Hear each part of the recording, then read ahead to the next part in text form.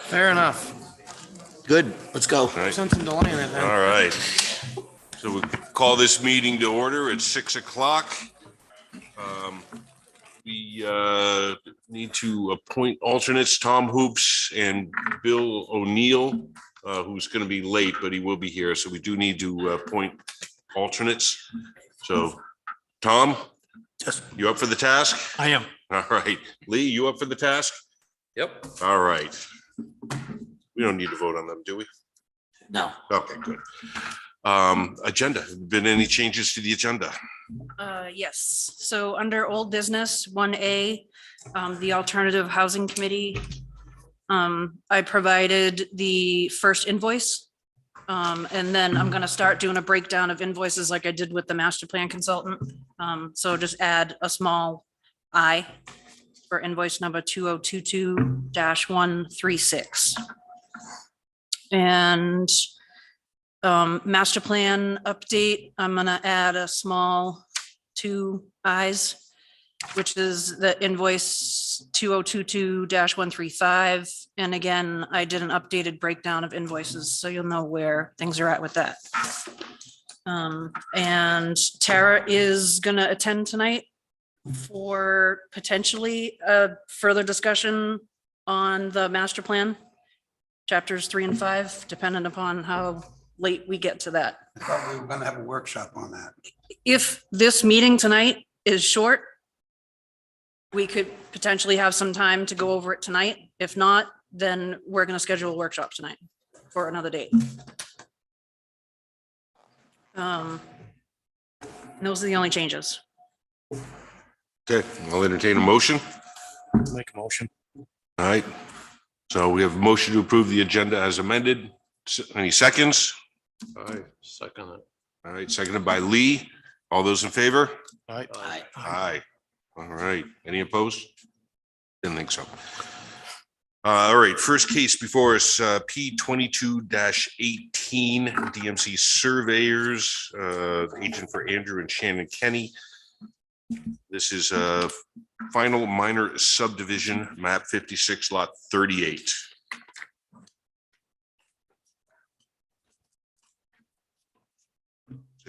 Start with a completeness review.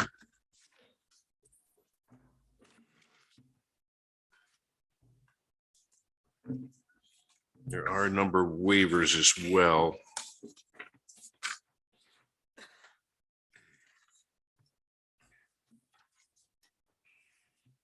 So, Mr. Chairman, there are some waivers to address before the board considers the application complete because they are completeness items.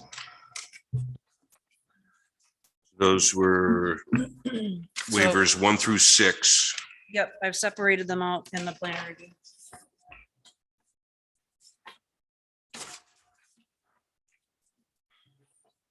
All right, so to discuss the first section, first waivers for section 7E.2 H3, submission of a soils map. So I believe that there were test pits that were identified in a narrative. Oh, Mr. Chair, you could invite the applicant up and, if you had further questions, you could ask them. yes, I'm sorry, if the applicant would like to come up.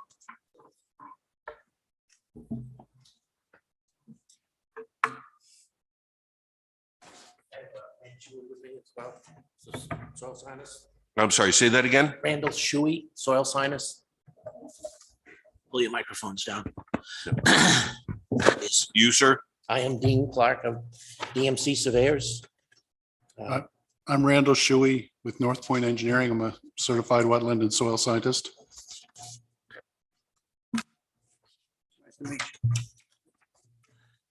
Mr. Chairman, I recused myself from a North Point job last month. I'm going. I'm recusing Okay. myself.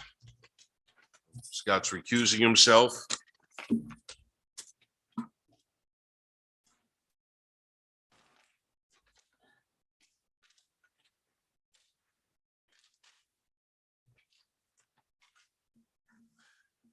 All right, so the The first waiver that we're discussing has to do with the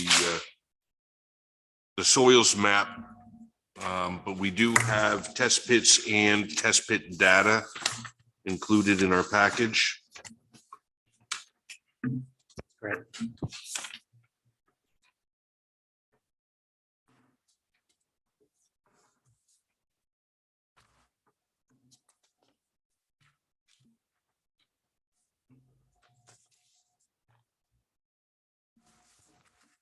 If anybody wants to have discussion about that particular waiver request?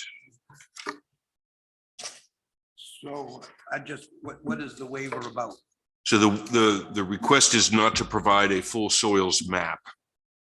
The Of the whole? drawing, of the yeah. whole Property? Well, yeah, or on the drawing, the affected area of the draw of the lots. It's basically wetlands and one soils type. If you want, Randy can Yeah, address I, that. it might be clear if I just help out a little bit. I'm a certified soil scientist. I did the test pits.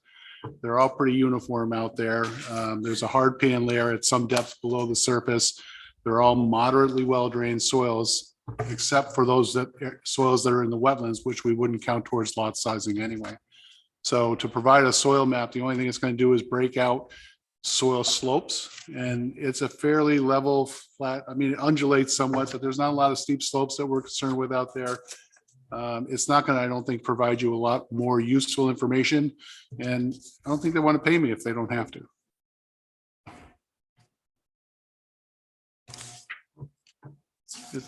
I think overall, it's just not going to provide the information anymore, any better information than you have. It's a good way to put it. Okay.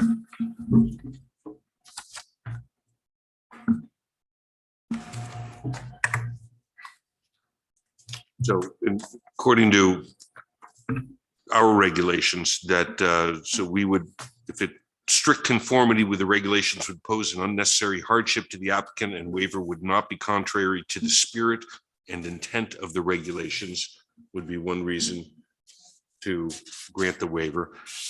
The other would be specific circumstances relative to the subdivision or conditions of the land in such subdivision indicate that the waiver will properly carry out the spirit and intent of the regulations.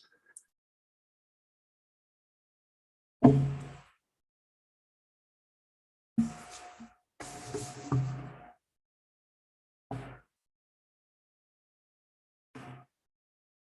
other thoughts from the board? Is there precedent for doing it in the past? We have done this in the past. Okay.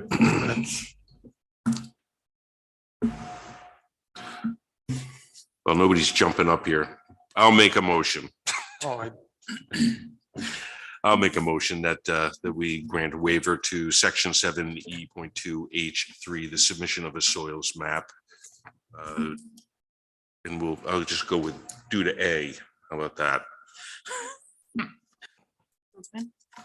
I'll second it. And we have a second. All those in favor? Aye. Aye. Any opposed? No. All right. Item 2, waiver 2 is section 7E.2J, driveway profiles and cross sections. Now,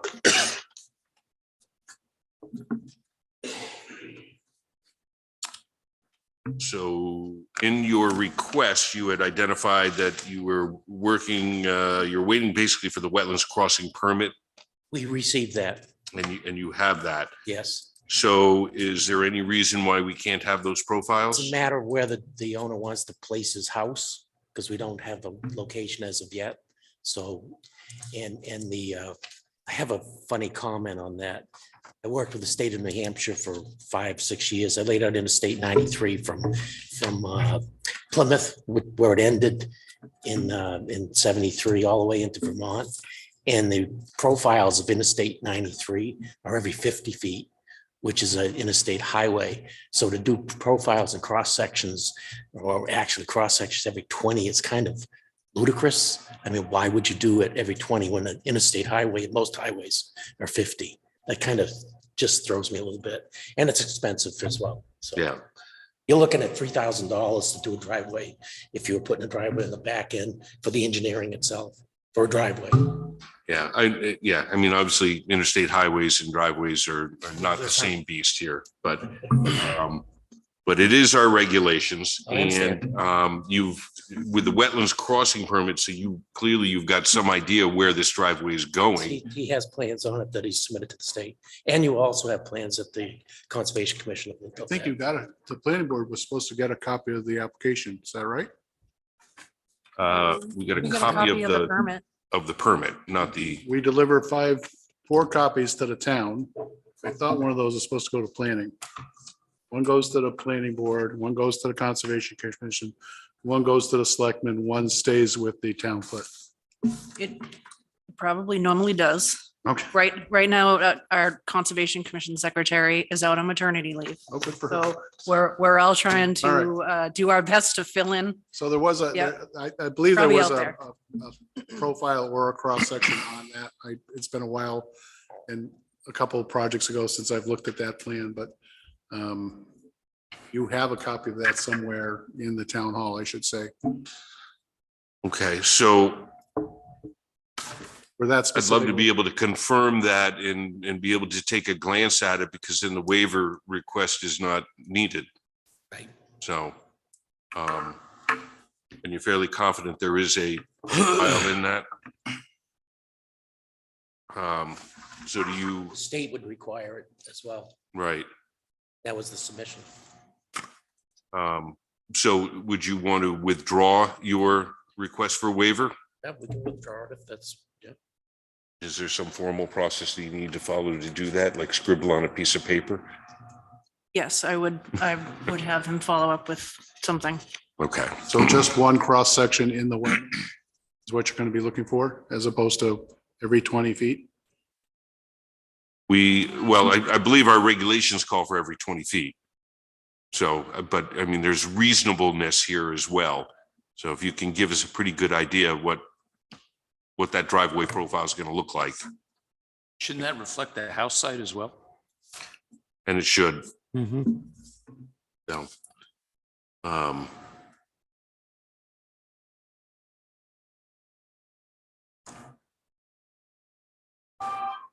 yeah, I mean, you're somewhat limited in where the house is going to end up to some degree. So, I mean, you get the driveway up close, you're probably close enough. So, the site distance, and I think that, so that's section 7E2K. And That would be with the highway department, wouldn't it? yes, Looking at the road here, it's as straight as an arrow. Yeah, you got, looks like there's line of sight there.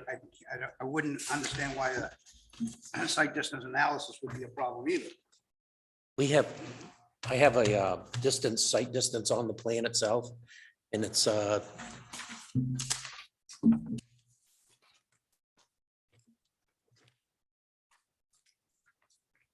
190 something feet from a PK nail that we have set in the roadway, right in front of our proposed driveway, and it's 375 feet towards the east. It's 450 to the west and 375 to the east. I'm not correct. I think you only need 30. Excuse me? I said, if I'm not correct, I think you only need 30. You've Site distance well wise? exceeded the necessity. yeah, so It's on the top of a knoll right there, and then it drops off, and you can see all the way to Yeah. both houses down the street. yeah, it's kind of hard to make out anything on here. It's kind of, A lot of information on Oh, I these know. sheets. I know. Right here, that's the nail that he's talking That's the about. nail there. That's the driveway. 175 If feet. you look at the top of And the the site plan, distances, he said are, it's four- you say 420 they're identified on the drawing? I'm sorry. or- 423 at the top. Oh, there it is. Yep, I'm sorry. The bottom is 396. Got it. Got it. So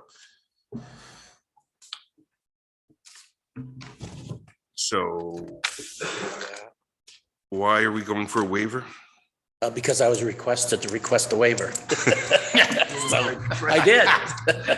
Requested to request the waiver. Okay, During the discussion, she said we should waive that. So okay. So I mean, I think it's on the drawings. I think that we probably have it covered and, you know, I'd add that to your list of waiver withdrawals, yes. so.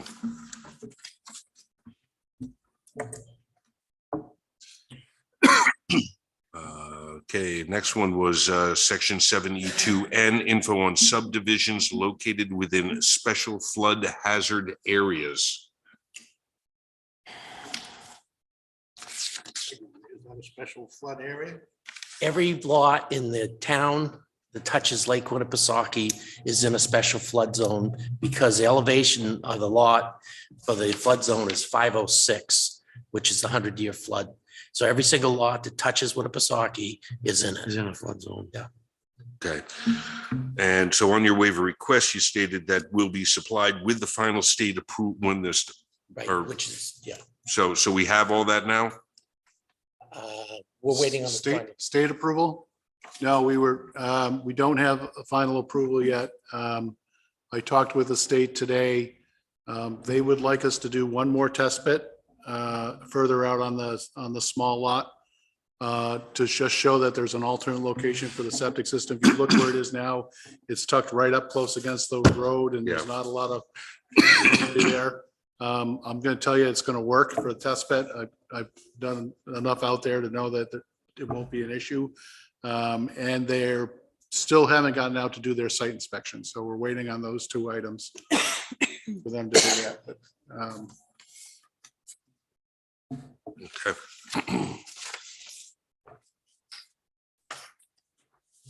So it sounds to me that this, again, may not be necessitate a waiver so much as a condition precedent. Would you say? I agree.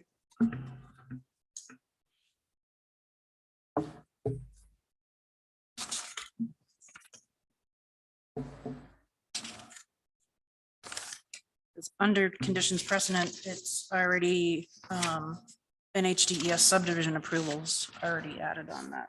Okay. All right, boy, we're getting through these waivers. All right, next one, section 7E.2.0. Applicable required legal documents, sample deeds, etc. So we typically will make this we'll grant this waiver, but on the, you know, they'll have to provide them after the fact, so once everything's all done.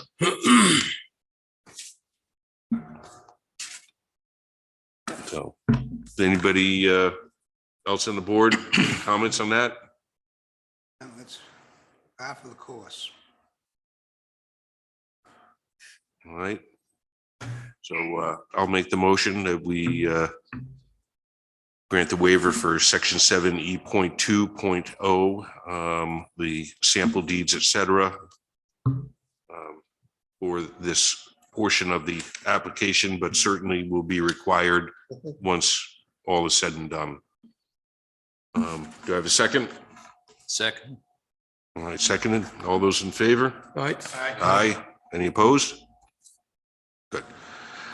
Number 6, section 7E.2.P, applicable agency or permit approvals. So again, those are state approvals, and that'll be under conditions precedent. So I think we can skip over that one. Okay. So you got your list of waiver removals. All right. So that's that. And then with the other items, I think everything else was submitted. The utilities plan. So that was shown on the topo.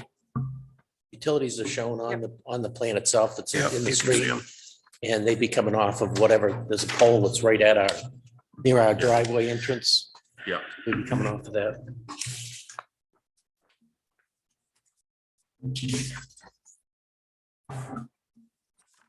Yeah. Yeah. So much crap in here, it's so tight you can't. It is right too.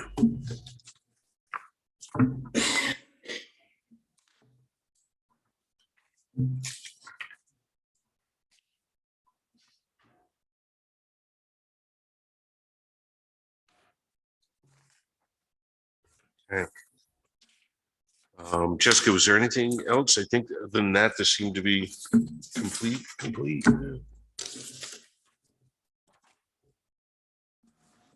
Yeah, that looks like it. So entertain a motion to accept the application as complete. I'll make the motion. Accept the application is complete. Okay, Brock's made the motion. Do we have a second? I'll second that. All right, seconded by Lee. Any further discussion? Hearing none. All those in favor? Aye. Aye. Aye. Any opposed? No. All right. Now, Huh. want to walk us through the, Before, oh, so there are two more waivers. no, yeah, I'm sorry, there are.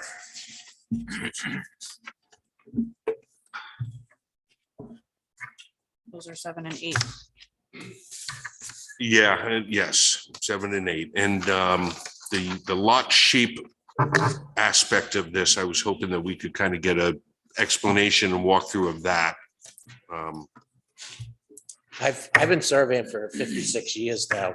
So I know where that 4-to-1 ratios and the ratios came from. Back in 73, the Locke family was doing subdivisions on Stockbridge Corner Road.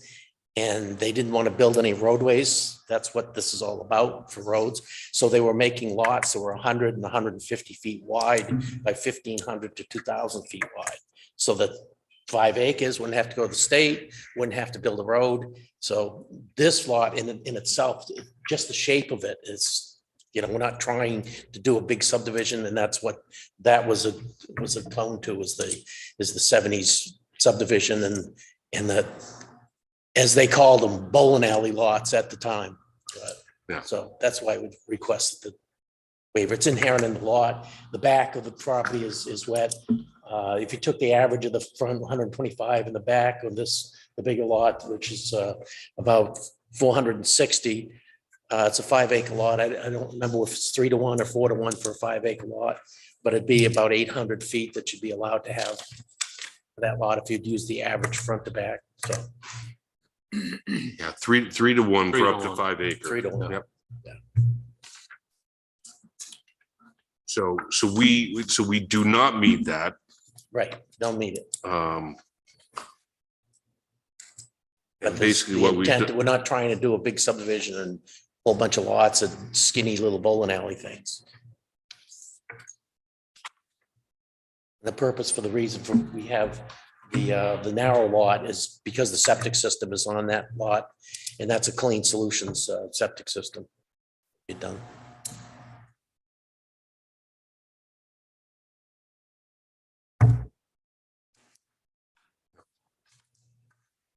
Existing approved. Yes. Isn't that where they asked you to go to the back of the lot? No. Yes, Oh, yes, on that, yes, yes, and that's just in case it ever needs to be replaced. right.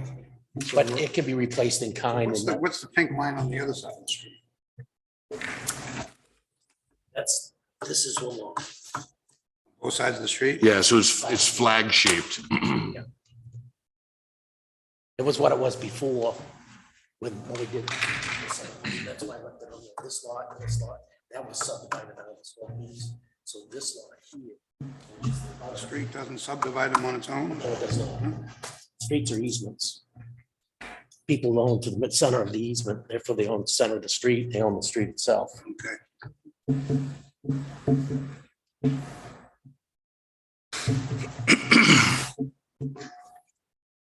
So that I'm clear, the existing lot configuration is a lot on one side of the road and a lot on the other side of the Both road. sides, correct.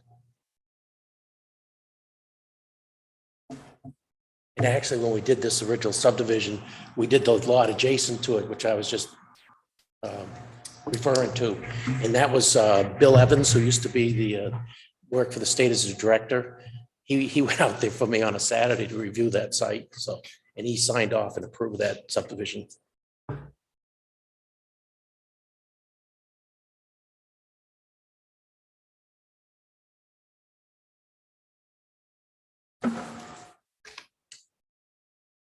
And that existing leach field obviously serves the house that's lakeside. Yes.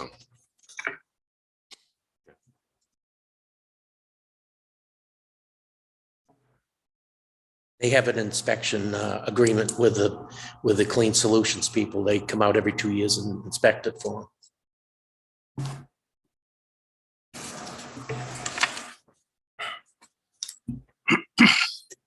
Mr. Chairman. Yes, So if I can point something out. So this application was continued for a couple of months. And within that time frame, it appears that the waivers submitted on this list are different from my original preparation of the planner review from May or April. So number 7 in the planner review shows lot shape formula, but number 7 on the waiver list talks about monumentation.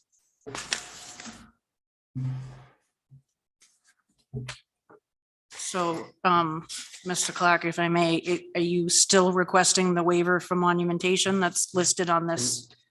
List? Yes, actually, I mean, So, all the pins that are out there are for 5/6 rebar with EMC surveyors caps on them.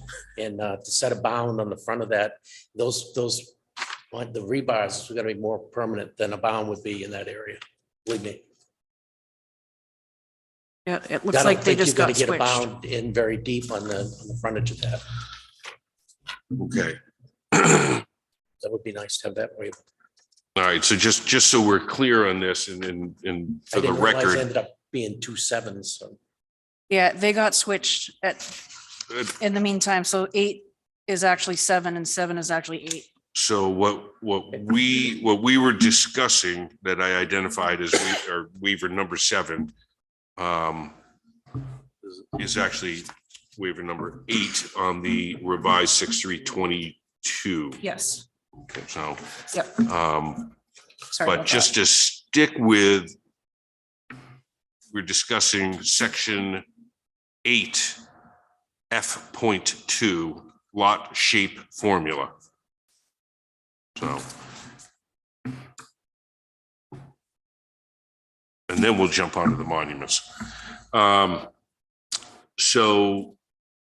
So, you know, the board, this is obviously, this is what we're here for, is to discuss, you know, this subdivision would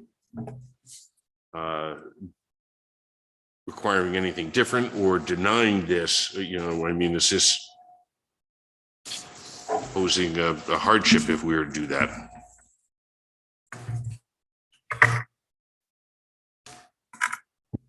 I think the fact that the septic is already across the street, that this probably is all in all not a bad Right. solution.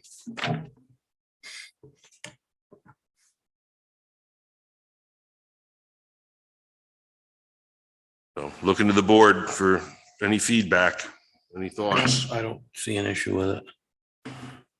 Historically, what's happened? Yeah. I think that's 3/4 of the houses on the lake. Yeah. Okay, so I'll make the motion to grant the waiver for section 8 F.2 lot shape and formula. The grounds that strict conformity would be an unnecessary hardship. Second. Seconded by Brock. Any further discussion? All those in favor? Aye. Any opposed? Not- All right. Now, section 8M, property monumentation, bounds and pins. So if I heard you correctly, you feel that a rebar set is a much better solution than, I think it is. What happens with the rebars, which most people don't understand until you try to pull one out. I've done a couple subdivisions and a couple of years later, they didn't want to follow through with it. So you'd go pull the bounds. They won't come out. You put them in, what happens, they build up a block of rust at the bottom of them. And try as you will, you're not going to get that thing out. The only way you can do it, get rid of them, is to pound them in flush. And surveyors are going to find them still. So it's crazy. Whereas the bounds, they get broken off all the time. I mean, depending on who's plowing and where they're plowing. So I'm not, What would our normal practice be? I think our normal practice would be bounds. If you Looking want a at the bound, rest of we the can road. do it. I mean, that's not a problem. It takes about All set. 3 to 4 hours to set one. So as opposed to 20 minutes to set a pin. They used all pens on mine.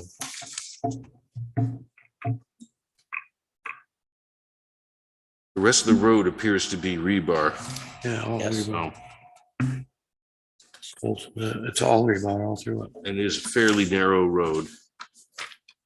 Oh, could be subject to plow. On page 5 of the plan review, there's a whole section that talks about monumentation.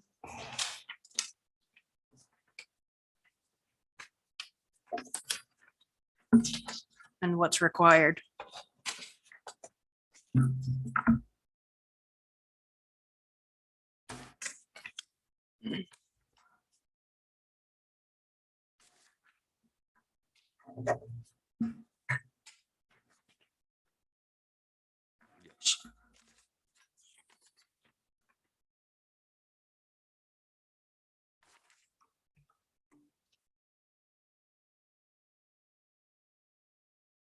Definition of special circumstances. Hmm. I don't have one.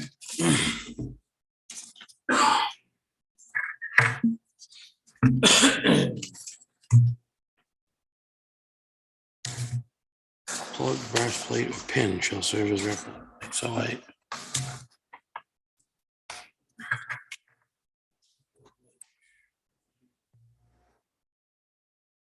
So, I mean, our monument, our regulations do require monuments. I'm not sure that on a 35-foot wide easement it gets plowed. granite barriers in there. I recently did some resurvey work on a piece of property over in Guilford. There was a recent subdivision, and 3 out of every 5 bounds are snapped off from them doing ditch work and whatever else on that subdivision. And it's a brand new road. I had to go a long ways, tie into 2 bounds. 4 of the middle ones were already snapped off. Well, it says granite or concrete. I would assume Granted, concrete has a. they get right rebar there. in them, right. But I most, would just say go with the concrete 4x4 and then you have both. You have the rebar in the middle. It gets hit with a plow, it stays there. actually, it rips them out totally. Now just the top and then it Yeah, ends the rebar. right, But, exactly. I mean, that would take care of the request of the monumentation and Yeah. probably be cheaper than granite as well. Actually, they're more expensive. A little bit more. So Yeah, doesn't matter. it's a reasonable request. So, any other thoughts on that? So he's saying he wants to use don't want to use steel pins, is what he's saying. They can use steel on the rest of it, but Right. there's the front. You're gonna have Just your on the front, Right, I'm just saying, let me finish. He just wants to change it on the driveway, on the front ends where you could get hit. I got no problem with that. You have no problem with what? What he's, The rebar concrete, reinforced concrete that Roger was suggesting, or Yes. using the rebar? so Roger, Which is what the one request Rogers- is. The waiver request is to use just rebar. So, well, what I'm saying is if you read the page 5, like she says, it says you're allowed to use either rebar or or whatever you Well, want then to the- use. Rebar is for the back, It's for Yeah. the back pins. back pins. Well, they're not doing them on all the subdivisions in the town of Alton. They're using them out on the highway side too. Rebar. I can't speak to what you're talking about, but I know that the ones that we have seen that have come through here have required either the granite or the concrete at the road.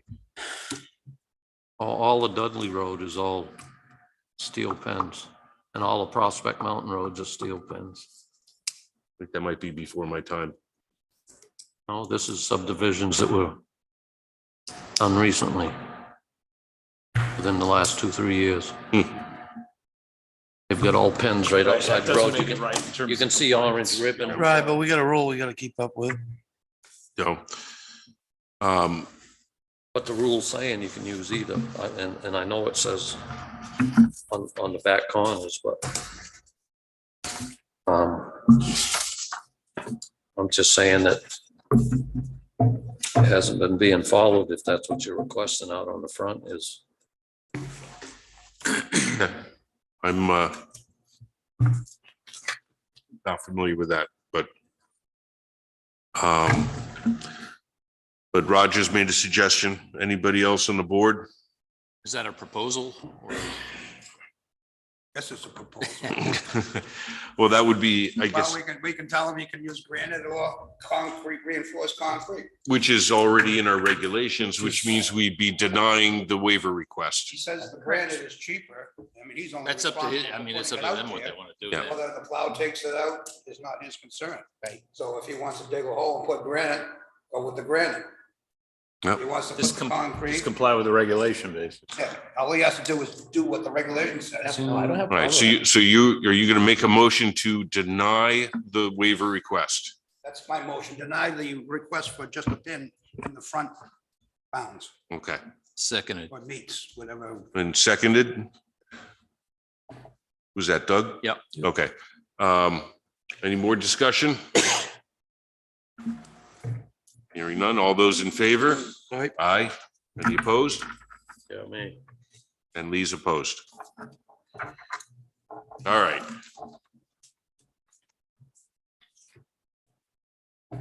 Now, I think just by going through these waivers, we've gotten a fairly good grasp of The whole project. the whole project. Oh, and if I may, Mr. Chairman, you said section 8. That's supposed to be reversed around to section 7. Yes. I know, but he had said section. No, it was item number 8, They were- but it's section 8. It is section 8 Yes. and section 8M.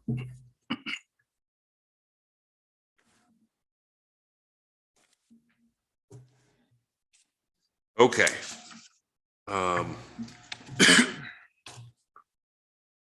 So do you, at this point, do you have anything more you'd like to add to the project?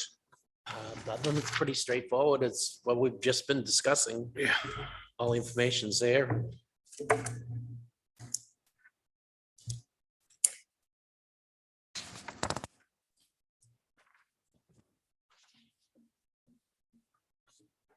Jessica did a very thorough job with the staff review, so.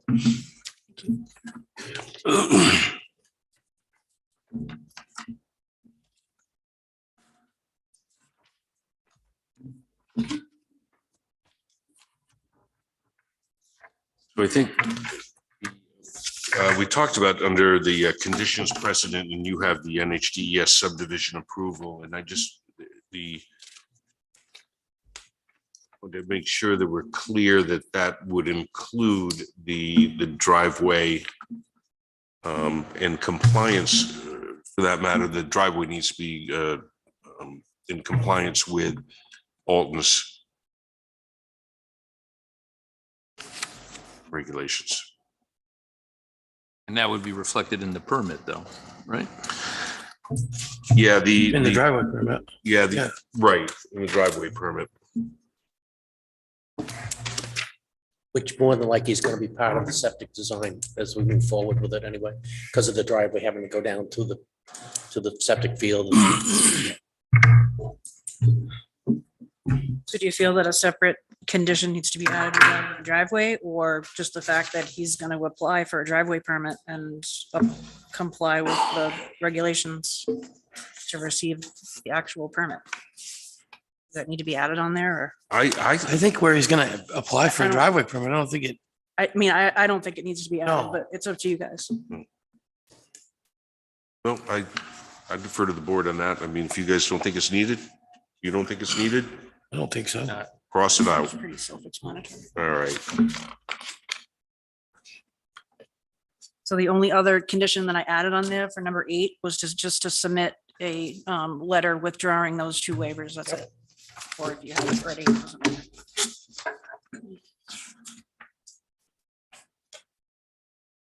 Okay.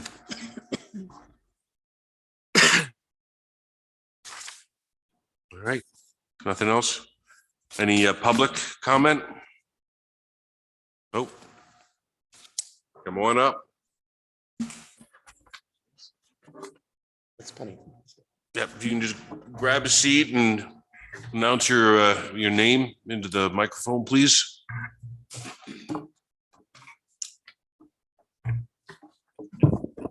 Yes, my name is David Livingston. I'm the abutter to the Kennys. And I don't think this thing should be done. I absolutely don't. And I'll go right back to the history of how all this got started. Here is a map of Woodlands Road. And where are we? Yeah, right here. This piece of property right here is Mark Bentley. I bought it from the Bentleys in about 1974. And the piece of property next to it is Mark Bishop. Bought that from the Bishops. I sold the Bentley property to the Canes. And they insisted that a major subdivision be done so that they could build a house on the waterfront, in addition to the house that was already there. And that's what's shown on, I assume this is the same map as that one. What took place in the subdivision that I did, and it's all in the records there somewhere. The house that they built was too big for the land it was on. And they had to include the land across the street to make the house buildable. And for the life of me, I don't know how you can subdivide the land across the street, which this process is about. I don't know how you can subdivide that when that land goes with the house across the street. When was that? 2004, Pardon? 2004. Yep, that would be correct. Yeah. So they acquired the land across the street because the house was too big for the lot that they were on. The subdivision was completed prior to this house being built. It was a bifurcated lot. Same as the one that Mr. Livingston owned next door. This house is a bifurcated lot. This house was a bifurcated lot. The Canes built in 2011 after they bought this from Mr. Livingston. Okay, So but that sounds contrary to what I think I just heard, though. So Well, this, The question I would ask is, did they need a portion of that land to have this lot be big enough for that house? I Or do they need the whole lot? well, it sounds, Only needed a portion of it, which is what we're doing right now. I don't know the, So in other words, that portion there, you're adding to that lot. Correct. to meet the requirements for the so- state. So if we, right now, everything is yellow. Correct. There's no subdivision, it's all one thing. So technically, you're doing what you needed to do back in 2004. You're adding that extra to that to make that house conform. Does that sound? He says you need a portion of this lot because Right. that house is too big. It's, now the giving house, a the portion. house isn't too big. Well, The house is the house. It's It's, a big house. it's a big It house. possibly could be. I mean, there is lot configured, you know, but anyway. But we meet the requirements of the subdivision with that pink area. When you add that to what the house is. The square footage on the lakeside where the Do you have any history on that? now Kenny House is, that the Kane's built, did not have the adequate square footage for the house that Skiffington built. Are you saying that's because they couldn't fit a leaching system on that same side? And that's why they put it on the other side of the road? No, I'm not dead sure exactly, but it required, the town of Alton required, I'm just picking a number, 30,000 square feet. Build a house on that lot on the lake. And this was 28,000 or 29,000, didn't have enough land. So they had to take the backland and use that to justify the building of the house. Yeah, I'm having a hard time getting my head wrapped around this. I'm gonna give you one more shot and then I might ask Mr. Dever to come up and help me out with this. The subdivision was done by Mr. Livingston and he did the lot on the waterfront. Nobody was buying at the time. And he did the backland and we combined the backland, which is that total, what is it? 56,000. 6.96 acres, which is 303,000 with the backland and the front land combined at that time when we did this subdivision, so that somebody could build on the front. The only amount that they needed for the back is what we're proposing right now to go with the front lot.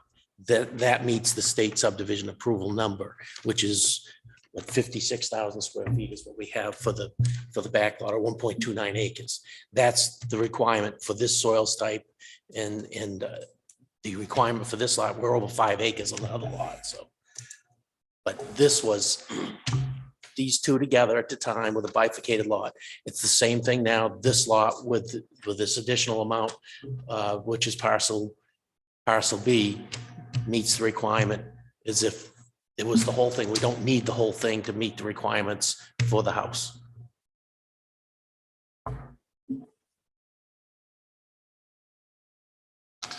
But what he's saying is the pink area on the lakeside, Is part of right? lot across. He's saying is that lot's too small for a house. No. What he's saying is out on the right-hand side of the road was too small for that size house. That's what I'm It saying. required land from the other side. That's what I'm saying. So what the engineer is saying is this lot here that they're now moving over to that they're subdividing and will be part of that, makes that lot big enough for that coverage of land. What we're doing is we're taking this other lot away from that and making enough land for the house and the septic system to go with that lot. The yellow and pink were one lot. One lot. Correct, So they're trying to remove the yellow correct.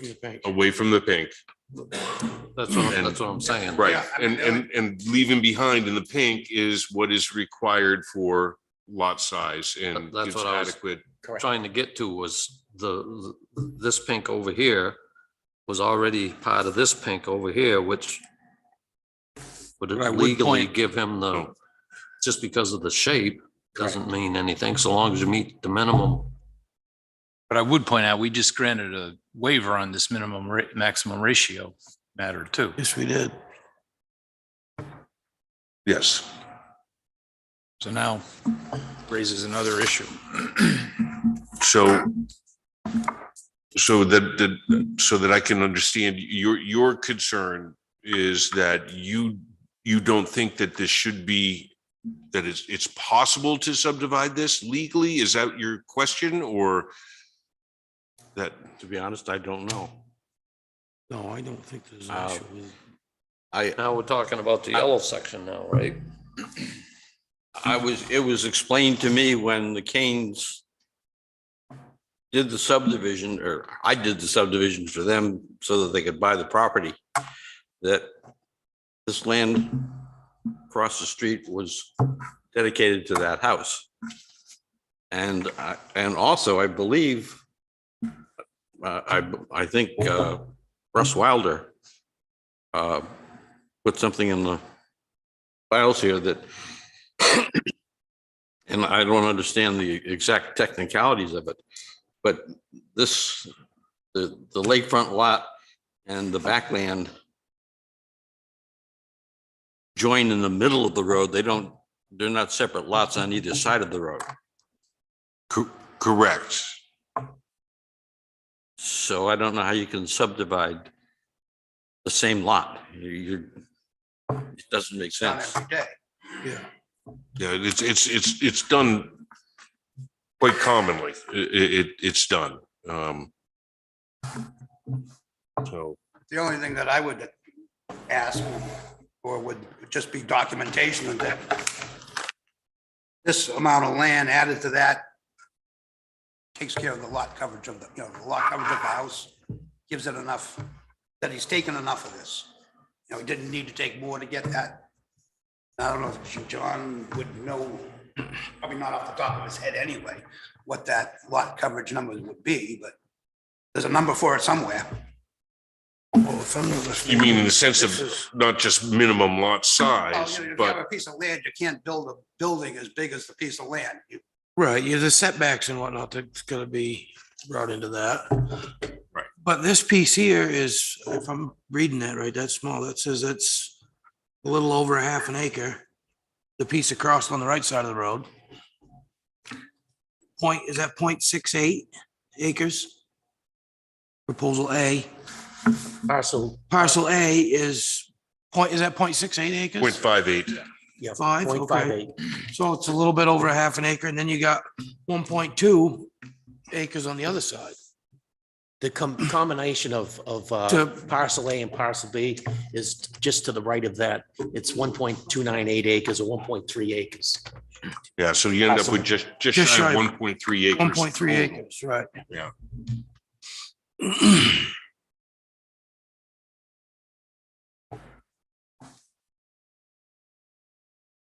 And Roger, to your point, you were questioning about basically the amount of impervious surface.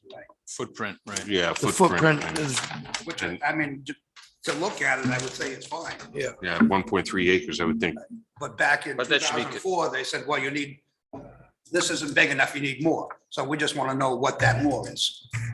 They But if you look may at have, it- in 2004, they may have been saying it's not big enough because this is a 6-bedroom house. So for the lot sizing, not the impervious, but for the lot sizing, that area that's on the waterfront is not nearly enough for a 6-bedroom house. So you need the additional land on the back.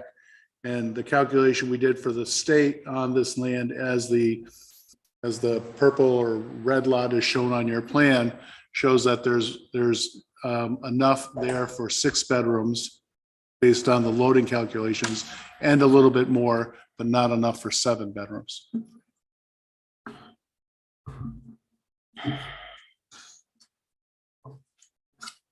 Yeah. The waterfront lot, if it was to stand on its own, probably wouldn't support any more than a 2-bedroom system. Hey, Mr. Chairman. And just so that you understand as well, so they still need to get the state's subdivision approval. So the state will be reviewing as well the aspect of Yeah.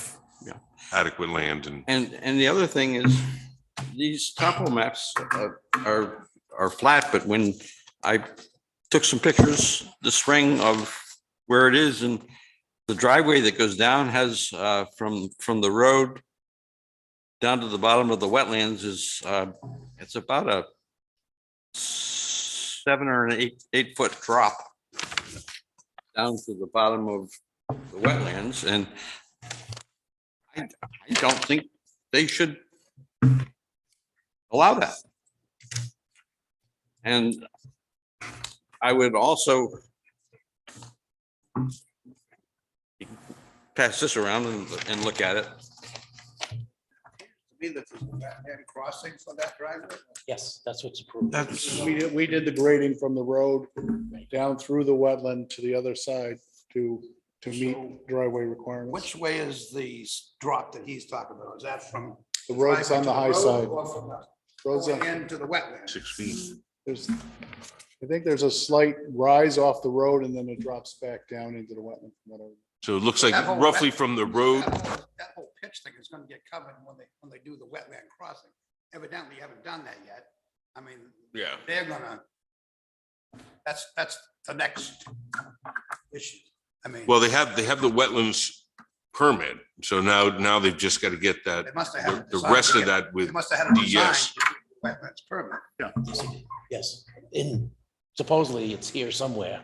Oh, It okay. was supposed to have been with the planning board. but We'll make sure supposedly- Jessica gets the So, copies. so. Yeah, So it it's sounds about like it. that's not an issue for us. That's all been, the state. Yeah, the state is who gets all involved in the wetlands, and it is about a 6 foot grade drop, it appears, from the road. 528 at the road and it drops to 522 or 524, but it goes up and then drops down. And when you put a 3-foot culvert in there, it cuts it in half. yeah, it takes half of it right off. And this is at the high point, so all the water's gonna go that way.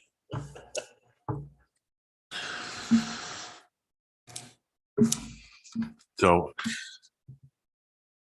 And also the line of sight on the roadway where the driveway is proposed. I've got pictures of it. You can look at them. I don't think there's adequate line of sight because the driveway is coming right out on the crest of a hill.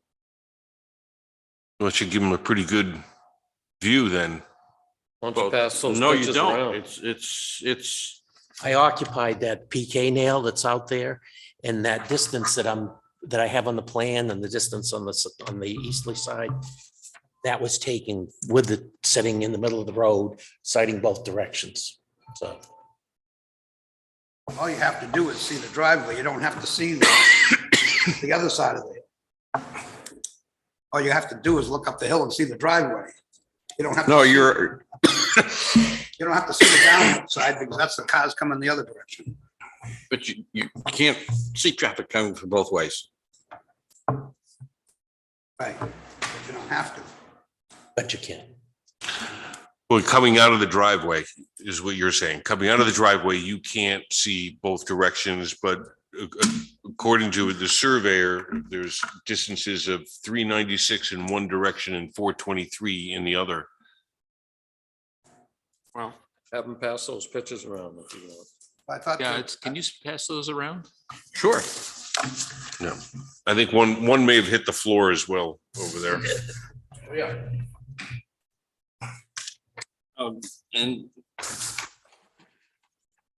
when I built my house, not on the lakeside, but on the other side, I was unbeknownst to me, an environmental terrorist, in that I put probably 3 or 4 wheelbarrows of gravel in the quote wetlands area. And I had to hire I had to hire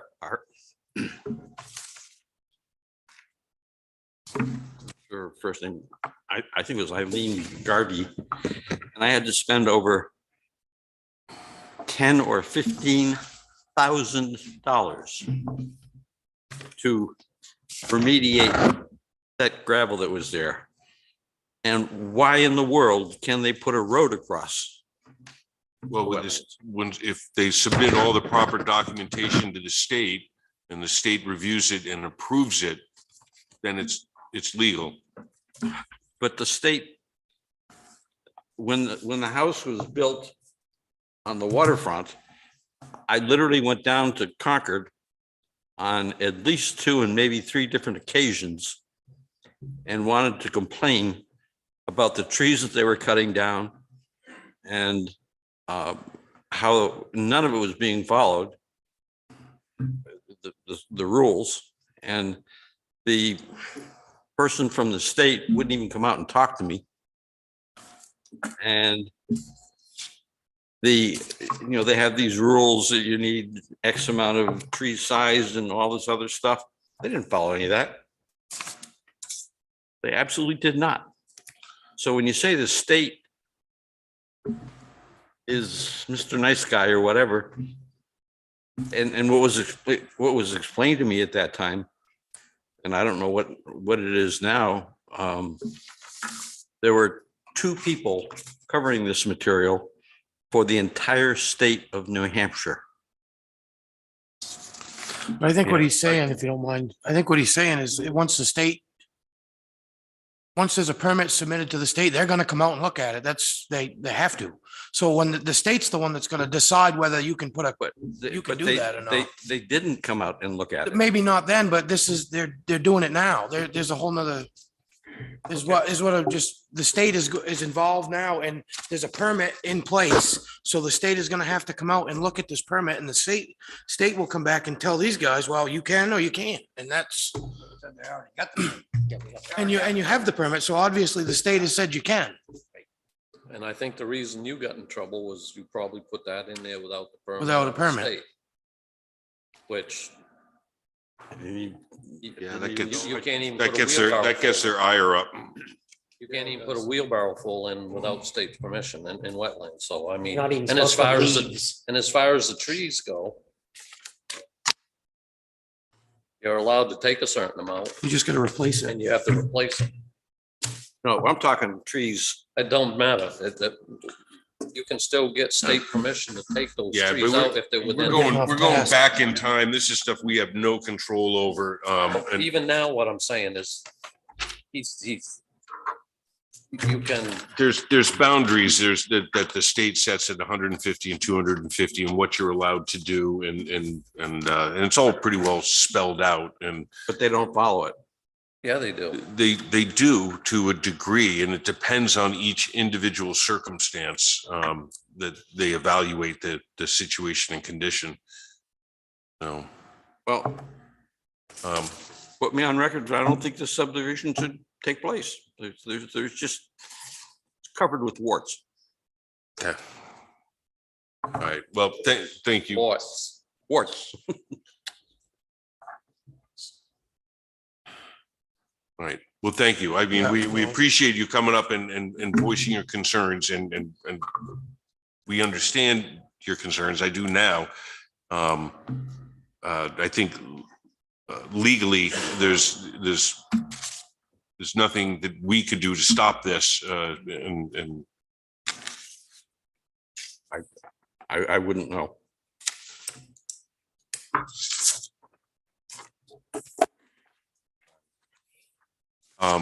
anybody else from the public?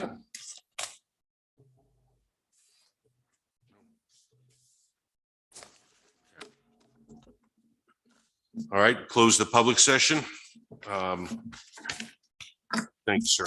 Thank you. Board have any further discussion?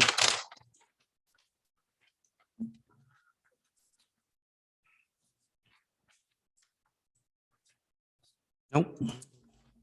Hearing none. There's just a mention of need for a site walk or anything. Yeah, I'm not sure that the Yeah, site I walk would just- be I just raised necessary.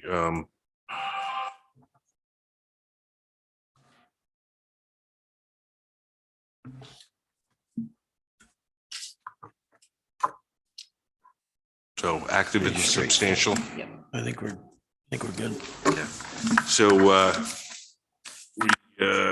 Jessica's reminding me we need to cover the active and substantial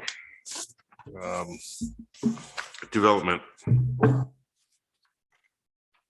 And that would be covered under the motion, wouldn't it, Jessica? We can come up with different thresholds. So, Both thresholds could be the same. within 24 months after the date of approval, following items must be completed in order to constitute active and substantial development of building. Usually we have the placement of the meets and bounds.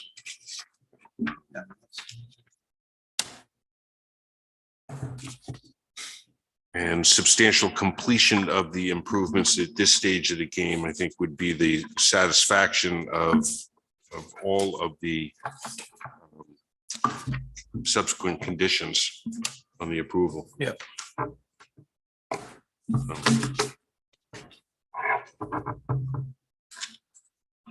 All right, I would entertain a motion. Awful quiet board tonight. Did you notice that? Chairman, I make a motion that we approve case P 22-18. With conditions precedent and subsequent? Definitely. Definitely. All right, do we have a second? Second. Tom is seconded. Any further discussion? All those in favor? Right? Aye. Aye. Any opposed? No. Okay, Thank you, gentlemen. thank you. Thank you.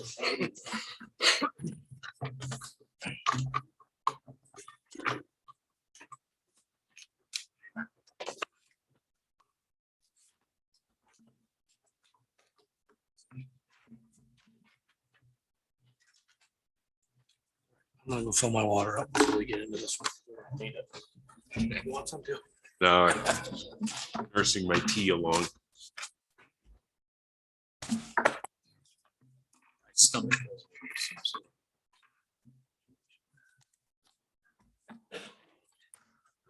Small file is out.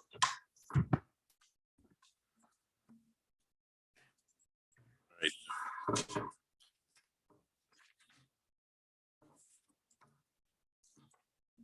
Scott, are you going to rejoin us? Well, I think the next one I got You're going to recuse yourself from this one as well? Okay. Yep.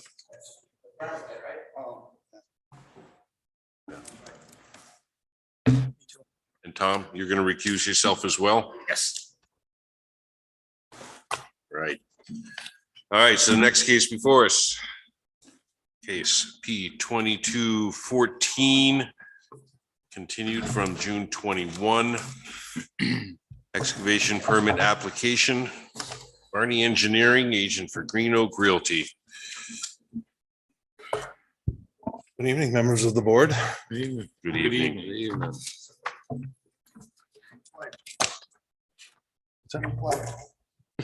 Different Yeah, face. I'm Joshua Tebow. I work for Tom Varney Engineering. Tom is tied up at New Durham tonight, so I'm taking his place. Lucky you. So this is the most colorful review. And I gotta say, Jessica's done a hell of a job going through.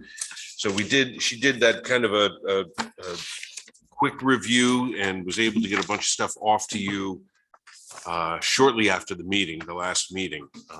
And then to follow up with, as the documents came in and all the follow-up paperwork came in, she was able to update that. So for the board's, clarification, understanding, the blue is the most current. Alrighty then.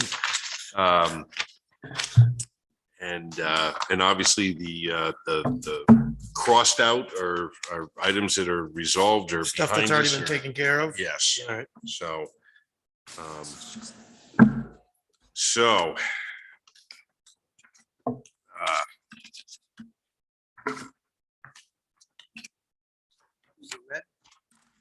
Stuff that's already been taken care of. So the writing that was in red was, that was from the initial planner review that I had done before I went on vacation. And then from there, they submitted the updated plans, additional documentation, things like that. So I reviewed all of that And then that was that's what resulted from the blue writing. So what I'd like to do for tonight is not rehash a whole lot of the old stuff that's been crossed off and satisfied and Get right to the. That's why I crossed it off. right to the good stuff. Yeah. So under the review, we can jump right down to the estimated volume of materials to be removed during the permit period. The permit period was 50 years, so the estimate should be based upon that number. This should be added to the final plan. A separate sheet was submitted, and the board should determine whether this should stay separately or be added to the final plan as requested.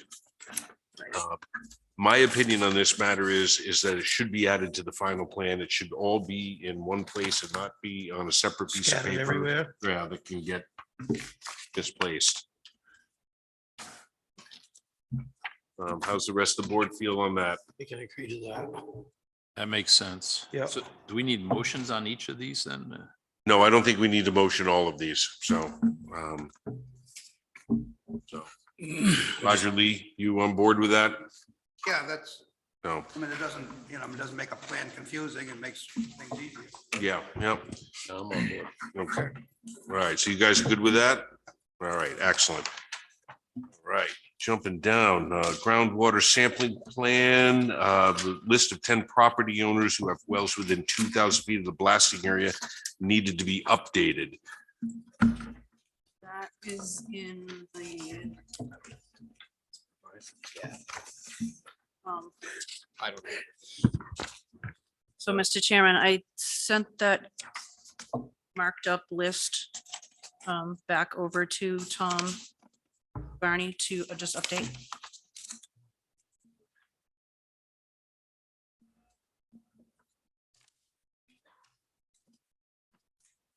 And you guys good with that? Just getting that list updated onto that plan and probably updating the date on it as well as should be. Well, that was part of the original AOT filing, so I don't know if there's a new AOT.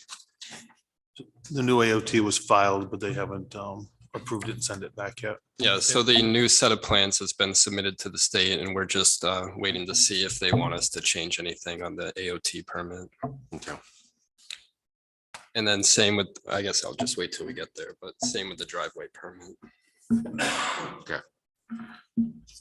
All right, so that is getting updated. The next one was the comprehensive site safety plan. And there was originally a waiver submitted and then it was withdrawn. So I believe we just submitted an updated letter that paralleled the previous one. Yeah, and Yeah, I I saw that. haven't seen that yet. Oh, I thought I saw it in The here. site safety plan? No. I haven't seen an updated plan. Page letter that was submitted the last time because everything is done under MSHA, which is US Department of Labor. Right, and I sent that over to Attorney Sullivan, and he was supposed to return an updated Andy's been on vacation all week, or so he might have gotten bogged down trying to get stuff done and might not have gotten it before he left, so. Okay. That I was do have a fairly- copy of the one from 2019 and it's basically going to be the same. Yeah, right. it was. It's gonna be identical minus the date timestamp. It was just that one pager, right? I mean, Correct. yeah.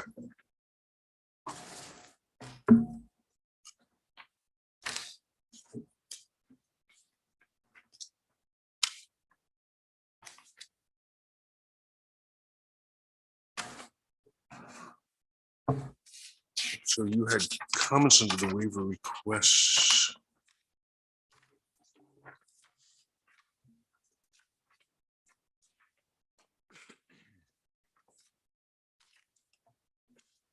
All right, so they're gonna be updating that. That's what the key is with that. Yep. Letter, Yeah. just All right. resubmitting it without the original date and timestamp, yes. With a fresh date. All right, next item on the list, plans for brush slash disposal indicated on the plan. So you have a area that indicates disposal of stumps and brush slash is in and will be in the stump dump area. Where will the brush slash be disposed of now that no additional stumps and woody debris are to be used to reclaim the remaining 347 feet of slope? This should be indicated on the final plan. Yeah, I believe it is, but if not, I can make a note to add it. So that was one of those things where last week ago. slash, Thought that was indicated last meeting. That's where the brush and slash is gonna be. disposed of. I assume that, The stump storage area is on It's there. on there. yeah, so that is where the slash and all that will go as well. So, Correct. And then come midwinter, we'll process that and move it down and burn it in the pit floor during snowfall. okay. So are you okay with that, or do you need something more to clarify that? Because I thought I was okay with that. It's up to the board. I mean, Last meeting, we went through that and said that was all right. Yeah, I don't have a problem with that either. I think that, I think we're fine with I that. spoke to the assistant fire chief down there with regards to the burn, you know what I mean, of the slash and stumps, and he said no permit is required if the ground is snow covered. So. Okay. So we're good. I guess it's a check. Good. Jumping down, the aquifer zone map, 100-year floodplain. Cover sheet indicates that sheet 1 is the existing conditions plan and that sheet 2 is the existing 1 inch equals 100 feet. Right, so if you look on the cover sheet, it shows that sheet 1 is the existing conditions plan. So when you go to sheet 1, it's not labeled as existing conditions. Sheet 2 is labeled existing conditions. So if that can just be clarified. And I'm not sure what the boundary survey is that says is attached.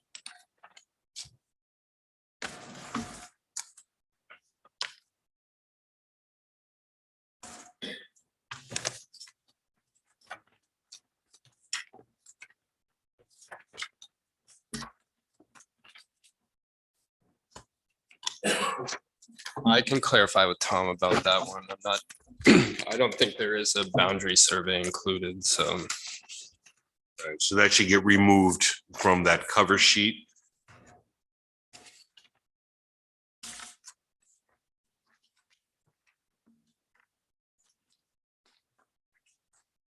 You could just correlate the titles of each sheet to that index. Yeah, I know, we definitely still have a little housekeeping with stuff like that, so.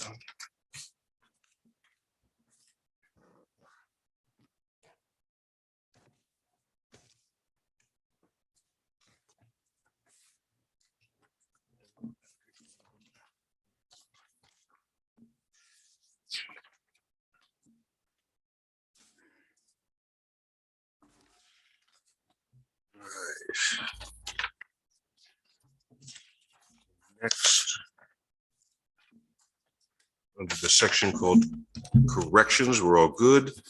Under waiver requests, we have the withdrawals that were done. Number 2, request dated July 6 was submitted to withdraw this waiver and a noise impact study was submitted. See note below under excavation Yeah, standards. so I had a question on that.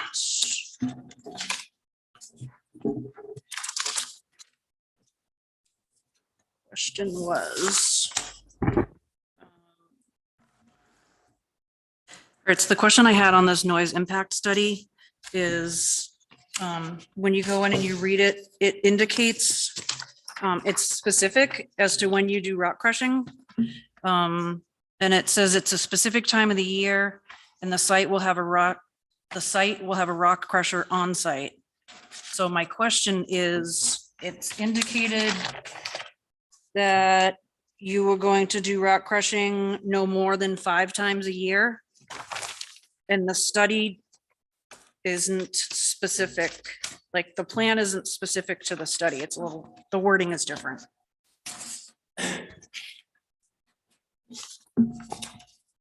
So what are you suggesting? Just clean up the wording on the Yeah, the either, noise study? yeah, have the wording coincide the study or the plan to the study, however, Something. yeah, One way or the make other. them the same. Yep. Okay. 'Cause it's a little different. None of that.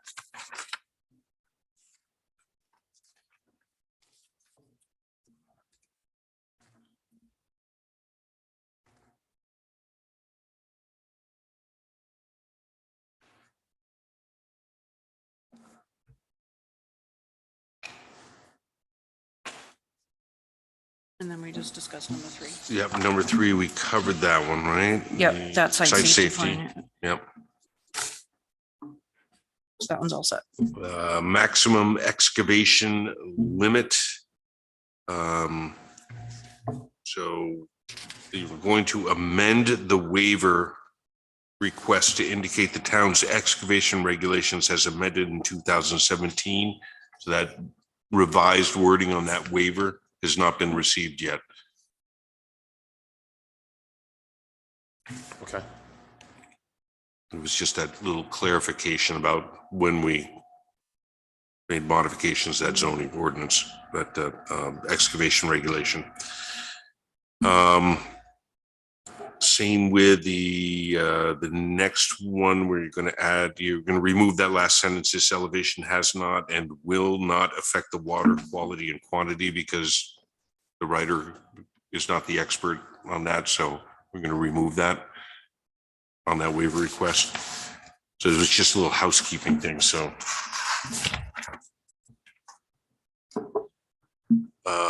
Next is number 6.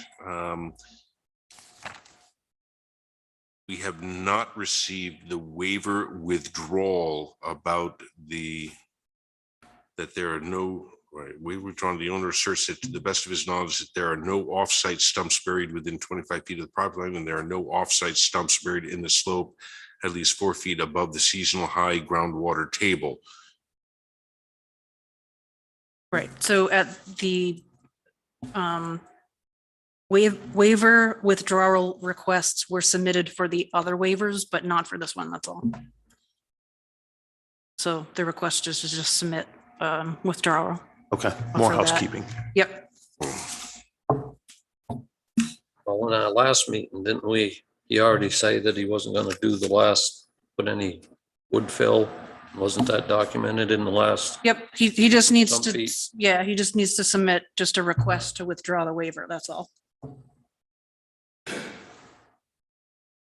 Number 7, excavation bond waiver request. Oh, this is a new waiver, further explanation below. So we might as well jump right into that. Yep. So- It should be pretty straightforward. 21 years in business. I am not a contractor, so I have never been required to post a bond for anything other than pit surety of $10,000 or $15,000. Most bonding companies don't care about that.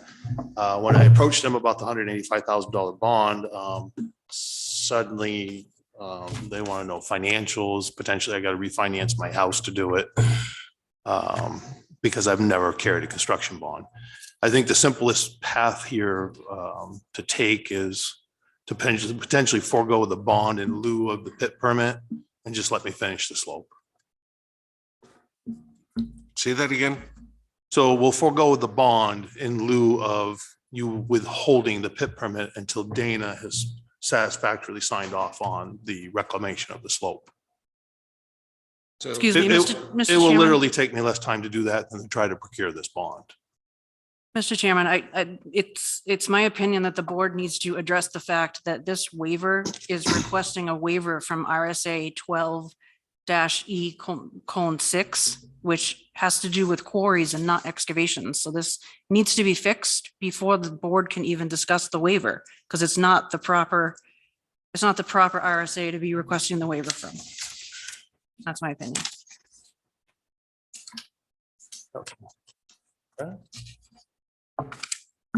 So the waiver, the I first see a copy of that, sentence. please. Absolutely.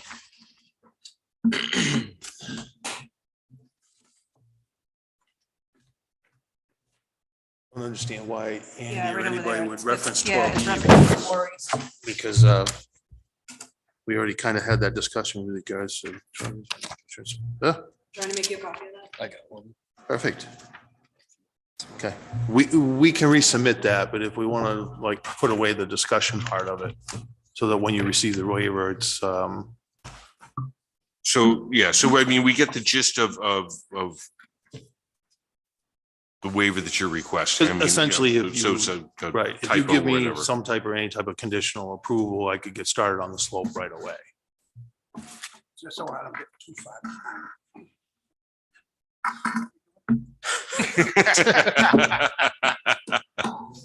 My attorney referenced the wrong RSA.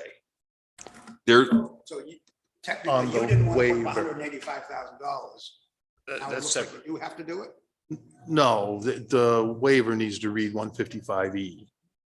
Is this another clerical This is thing? a house. it's a clerical thing, but for the sake, The gist of the discussion is Yeah, still so- going to be the same once the clerical error is. yeah, so he's requesting up. that we discuss it as if that clerical error didn't exist and knowing that we can't vote on it until it truly comes in, but get the discussion part done.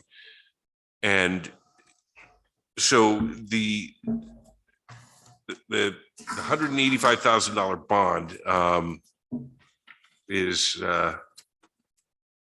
I don't know what your bonding rates are, but I It's financially onerous on me because I don't have the capacity. Because I'm not in the construction business. I don't build roads. I don't build houses. I literally hammer and I crush. So I am never on that end of the construction cycle where, they're asking for bonds to bond the roads, you know what I mean, in lieu of a building permit and what have you not. At this point, the pit permit, you know what I mean, could hold until the slope is done. It would be a simpler path for me to accomplish it. Is that what the $185,000 for, just for that slope, or is it for other stuff? for the slope. Right. So wouldn't that accomplish the same thing? I think it's To the end, it would be the pragmatic. same. I mean, if the slope, everybody wants the slope done, he's not gonna go anywhere until he finishes the slope. How long will it take?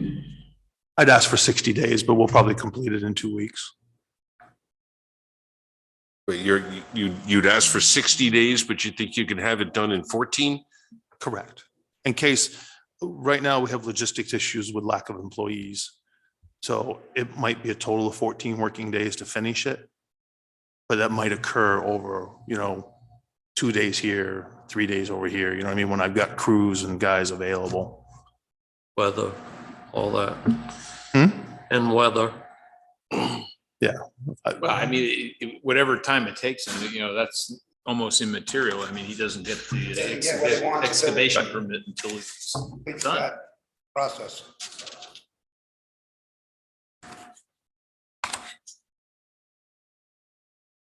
Because aren't we putting a financial hardship on him? Well, it's a cost of doing business too. I mean, it's We just gave it's somebody regula- the okay for a financial hardship, waiver that. And now we're gonna force somebody to put his house up his mortgage. To me, we're forcing somebody into something that's considered a financial hardship and forcing them into something that I don't think legally we have a right to make him. Legally, you do. We do. It's in our regulations. that- So You can make him put his house up for a bond. No. He needs to put up some sort of a surety. I realize that, but he's saying he's gotta refinance his house to do it. That's not our concern. It was in the last one we just had. I don't believe that came up. We gave, in the previous thing that we just did, we gave a guy a waiver because it was a hardship on them. But not a financial hardship. It's not, That's what it was you're saying. apples and oranges here. But I come back that the bond needs to be posted simply because the work needs to be completed with certainty before the excavation. That's what he's saying. Let him, So there's no reason, as I see it, that if he does that work in advance, He doesn't need to it's post into it. compliance. It seems to me to be a pragmatic. thank approach. you. That's what Right. I was trying to say. Yeah. Let him finish the slope and then he won't have a financial burden against it. I was gonna say, I think we've demonstrated to the board to our wherewithal that we've already done approximately 2/3 to 3/4 of the slope anyhow, without any prompting or any even request from the board to do anything. And you did agree at the last meeting not to use no wood fillers, no. Correct. Correct. That's on the record. Correct. And Dana, being that the speed at which it would be done, Dana would actually be able to monitor it a little better. Isn't one of our regulations you can build or bond? No, not for excavation regulations. Your regulations state prior to the granting of any permit or to the removal of any topsoil of other overburden material from a new area with an existing excavation site, the applicant shall submit to the regulator a bond with sufficient security as determined by the regulator, which is what the town engineer did. And he produced the $185,000 bond. And you started off by saying B4, any new area. Right, so this should have been in Trying to place do new back in area. 2010 He's when trying he to finish purchased the existing property. area. He's not trying to do new areas. He's trying to finish the existing. Read the law. So when he You have to purchased put the up a bond. property in 2010, he was supposed to come before the board to obtain an excavation permit. And at that time, he should have submitted a bond to the town. Back then, permits are not transferable. So when he purchased it in 2010 from the prior owner, he should have come to the town to be in compliance, and that did not take place. So right now, we're trying to deal with two animals, get him permitted to operate and fix that slope that he excavated over the property line. What we've said was a solution. Let him go in and fix it. So he can't do any excavation until, again, the Excavation, remediation it would be have- considered removal. No. Excavation is removal and putting materials back. That's all part of the Have her excavation reread definition. that says removing any new material. He's Like I not- said, he should have come in 2010. This bond and permit should have been taken care of But that's why the. cease that and many desist- years ago. But that's why the cease and desist order was issued, right? Right. Currently on file with the town of Alton is a surety bond for the pit operation. It's been on file all along for the last 4 or 5 years. Something about that. Yep. So we're really talking about two completely different entities. You know, I mean, we're talking about the construction of the berm versus the pit operations. But what I'm getting at is that I have no issue foregoing the pit permit, you know what I mean, to allow me to finish the berm. And if Dana's happy with it, I see no reason that the town, you know, shouldn't have any issues. And we still have some general housekeeping issues and other stuff to finish submitting over the next 3 or 4 weeks anyway. So if I don't get a conditional you know what I mean, approval tonight of any sort, then obviously I can't start the berm unless it's, I guess, motioned by the board to allow me to begin the reclamation of the berm. Mr. Chairman, may I ask to have Dana come up and sit here to see if it's all right with him? Well, yeah, I mean, Dana can't speak for the regulations, but we're, I'm not talking about regulations. I'm talking about finishing the berm. He's saying in lieu of posting the bond, I guess, right? Well, Yeah. that's not even a decision of Dana's. Dana's there to inspect what To- does get That's done. what I'm saying. If The Dana, question is, here's the question. We're arguing about something, either we can allow this to happen Or we or can't. we cannot. So what we gotta decide right here now is whether or not we can allow that to happen. and what I'm, Once that's decided, it makes the decision easy. It's either no or yes. So all these other issues don't matter. let's determine whether or not we can let him finish that berm without that $185,000 thing that's gonna, it's just gonna sit there while the berm gets done. The berm's gonna get done. So that's what we need to decide. But what he's saying is it's gonna take him longer to get the bond than it is to do the work. Not only that, that's why I was asking if Dana could inspect it Well, as they'll he was have to doing it. anyway. That's If Dana's happy with it, then. That's why I want to get Dana in here and ask him if he's happy with inspecting it So you as can't he's be happy building until it. it's done. Yeah, so let me, yeah. So first of all, Dana cannot give I understand permission for him to do this work without a bond. I'm That's not us. asking for permission. I'm asking for him to inspect it as he's doing it. Because you guys are gonna turn around at the next meeting and go, well, was there a compression chest? Was Dana there to watch to make sure this happened? No wood went in it. And then it'll be test pits, So- and then it'll be this. There- If Dana's able to inspect it as he's doing it, I'm not asking Dana to give permission. I'm on Roger's side.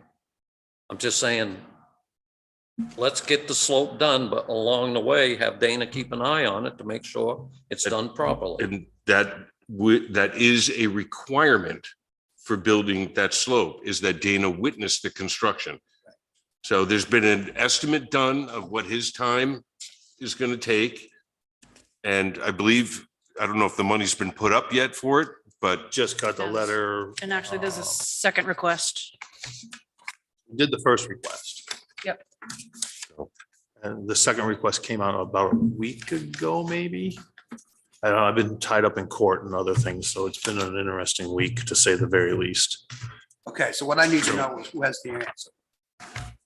so, and maybe I don't fully understand your question, but I don't believe that we can waive the bond. If we do, we're setting a hell of a precedent. Mr. Chairman, It's the builder bond. It may not say you can do that in the excavation rules, but it doesn't say you can't. And every other element of construction in Alton, it's builder bond. So we're merely giving him the option to build a bond.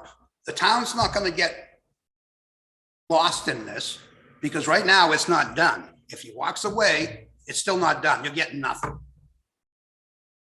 He's getting nothing until he builds that slope. So it's a no loss for the town to let him go in and do that slope. It's crazy not to. Okay. So Jessica, you were, I was gonna say something, but I'm okay. gonna refrain. So the point you made is the point I guess I'm making as well. So he walks away and it's not done, but we have a bond in place to do the corrections. Remember that this is correcting work that broke the law, right? So, you know, the fact that we're requiring him to post a bond to make sure that that work is done and done correctly is not an unreasonable request. $185,000 sounds like an awful lot of money. That bond cost should be somewhere in the neighborhood of about $2,000 for the actual cost of that bond. They usually about 10%, between 5 and 10%, No, they're usually around 1 to 1.5%. depending on the insurance company. I- And whether it's a construction loan or whether it's just, like he was saying, road construction or a pit construction. Yeah, I deal with bonds all the time. I know the rates. Yeah, so don't So- I. So I agree that's the rate, but Logging rate unfortunately, is a lot different. they're than the going to want construction me rate. to put up equity Yeah, of something to cover the bond. right. Like- Like I said, and I have nothing right now that's available for equity without lots of hoops. So it's entirely up to you guys. I mean, the pit will just sit there, you know what I mean, until at some point that I can potentially bond it. I mean, I've been out of business all year now for almost a year, so what's another year? I feel strongly that this is not your typical builder bond situation. This is fixing a wrong. Right. And What's the issue? He's gonna fix the wrong. He's not asking for a waiver to not fix it. He's asking to go in and fix the wrong.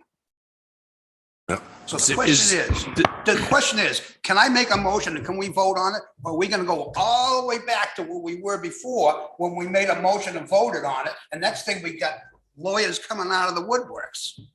That's the question. so we actually can't vote on this yet because the actual waiver submitted is wrong. So all we're doing was we're getting through the discussion portion of it. Would it be acceptable to the board if I changed it to 155E and initialed it? I think. Sorry, say that again, please. I The think, letter was- I think that's fine. I mean, my only worry is, did it come from your lawyer? And I'm okay with that. technically, your attorney has to be the one that initials and alters his own document.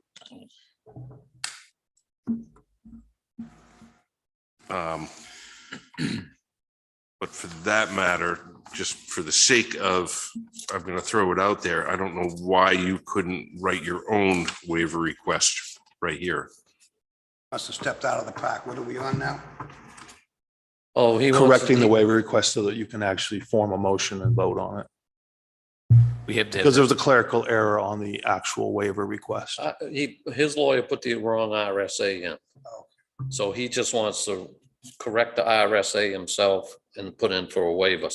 So. he should be able to Drew legally just said represent he should be himself. able to write a I was letter just gonna right say, now. he can represent himself. Absolutely. Yeah, but I'm saying he can't alter He this can't alter document, that, but but he he- could submit his own. Right, he could write one right now. Write one right now. You got something to go by, guide you on that? We can. Yeah. Well, what I'm thinking is we can zip this off, tape it to a piece of paper, sign it and correct it. For tonight. That makes sense. So I believe that would be 155E8, which E8, talks about issuance of permit and what is required, which is a bond. Do you have an actual ink pen? I don't. But you may want to do your specific research on that, like, at a quick glance. You're very. What'd you say thorough. that RSA Absolutely was? trust you implicitly that it's the right statute. Oh, that's scary. Okay. Jessica, what'd you say that RSA was? 155E, right? Yeah, we could do that. Eight. Yeah, 155E8. E8. 155 E8. dash E8 or just E8? It's colon Colon. 8, 155-E colon 8.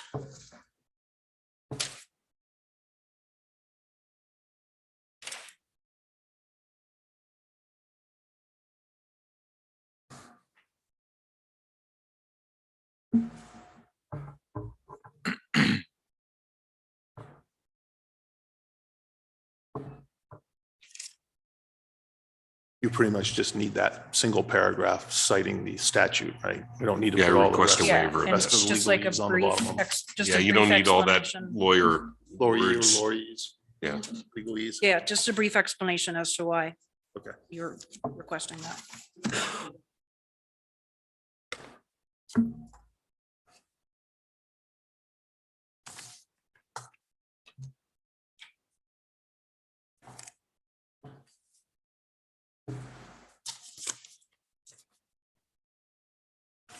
And I know I may seem nitpicky, and it may seem like I I haven't complained go through a about, lot of stuff, but I'm trying to protect the town and protect you at the same time. when you retire, do you need a job? And just think of all this stuff that's going to be on record when this is all over. You will be all in compliance with everything. I'm not arguing.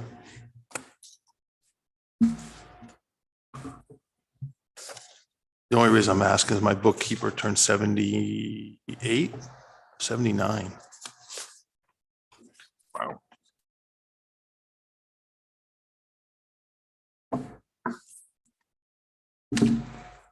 Said this is a financial hardship.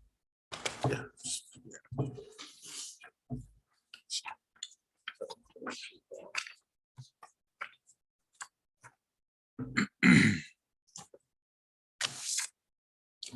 Green Oaks Realty. Don't know, or just. Yeah. Green.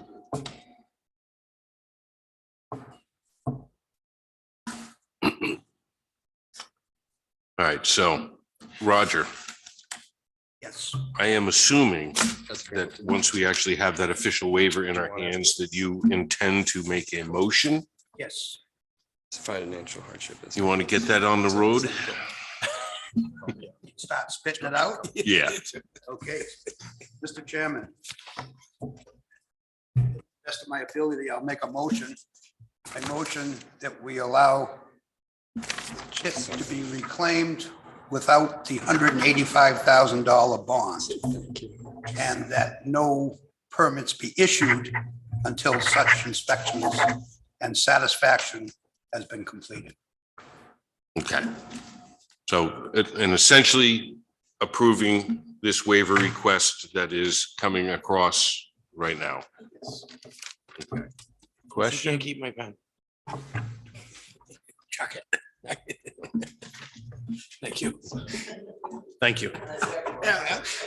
Yeah. All right, so Does that meet the minimum requirements?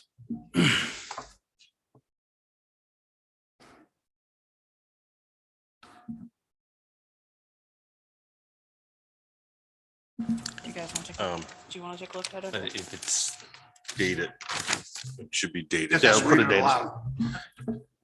Read it out loud, Yeah. please. Dear Jessica, this letter is a request for a waiver of the RSA 155 E8 financial assurance requirement pursuant to Alton Excavation Regulations, Section 20, to waive the requested $185,000 construction bond. This is a financial hardship as Green Oak Realty Development is not a construction company. Thanks. Keep that. Yep, so we just need to put a date on that. Yep. I'm gonna put a date. All right, so we have a motion. Do we have a second? I second it. Seconded by Lee. Any Discussion further point? discussion? So my only question would be with respect to the cease and desist order that John Deaver had issued previously. Is there any reason that that precludes them to go into the site and do the remediation? No, the cease and desist were for the actual operations of the pit, if I'm correct. I believe I put that in my letter.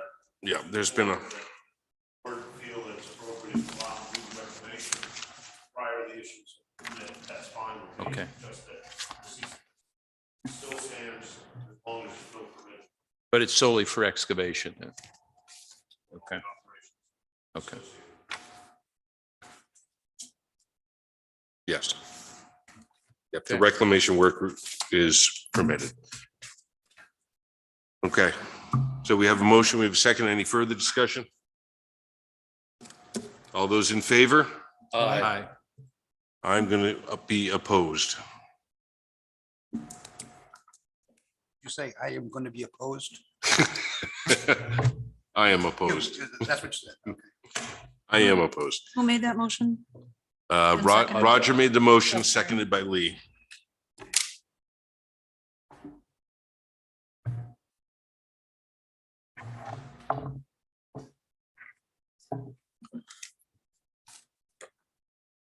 Okay, moving right along.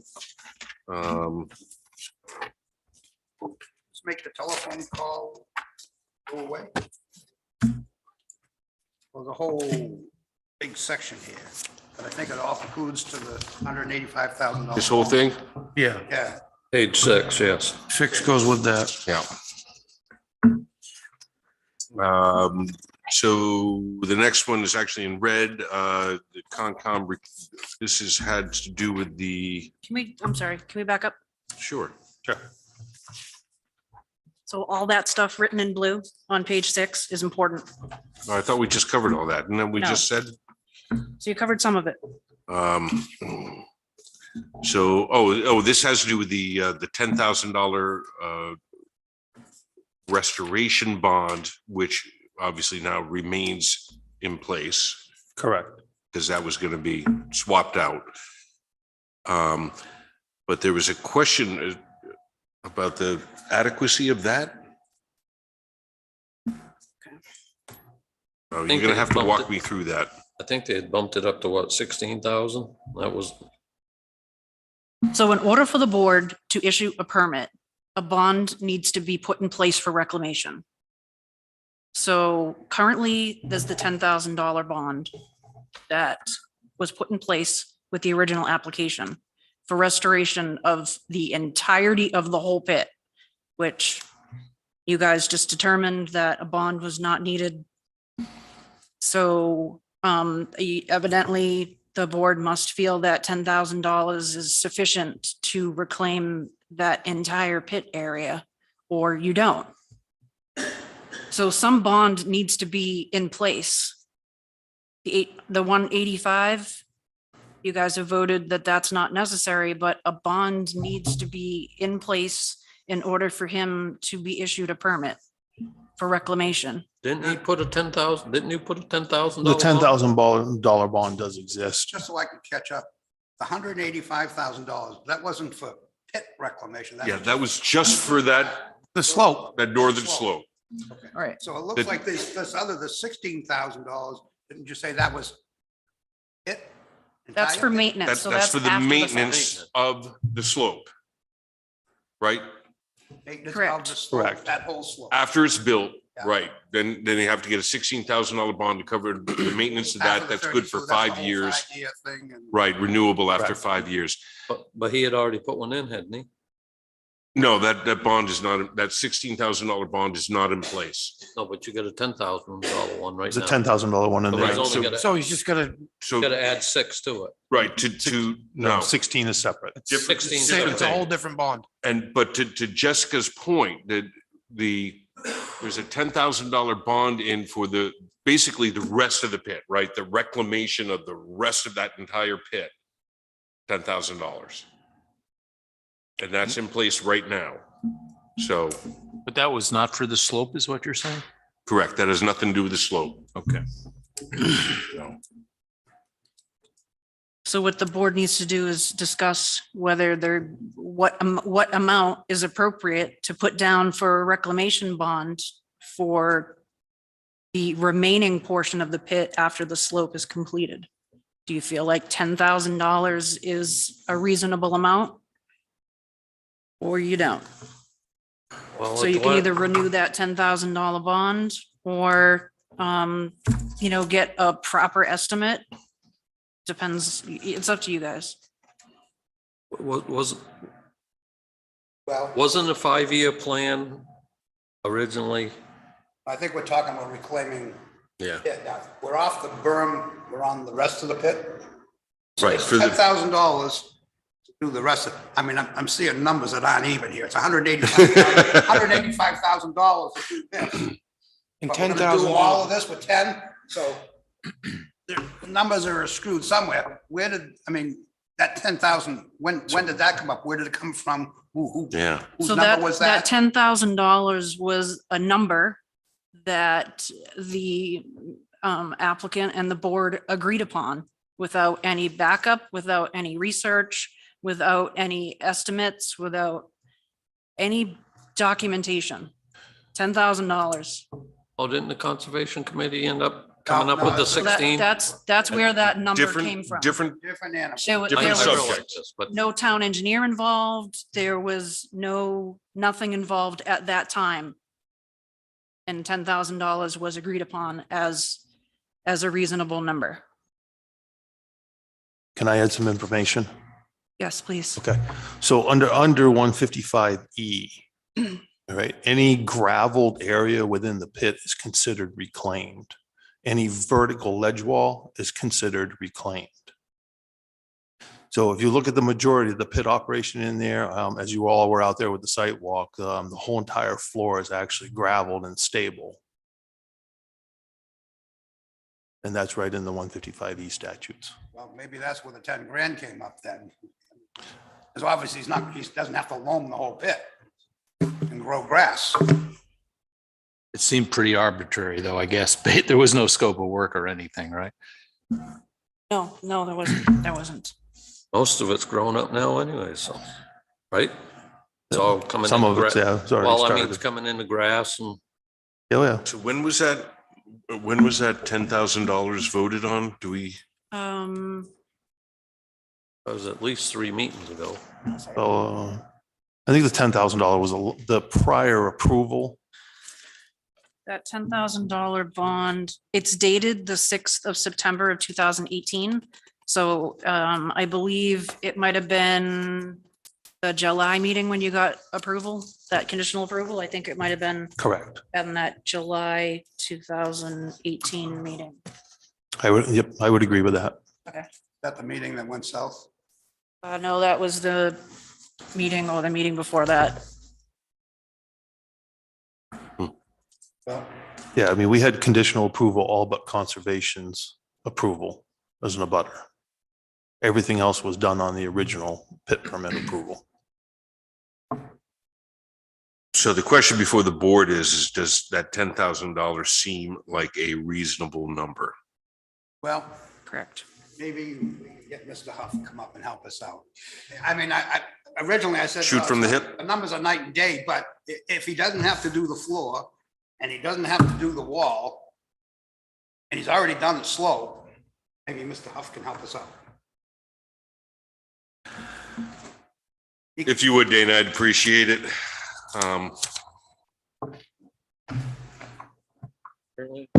For the record, Dana Huff, 162 DeWitt Drive, Alton, town engineer.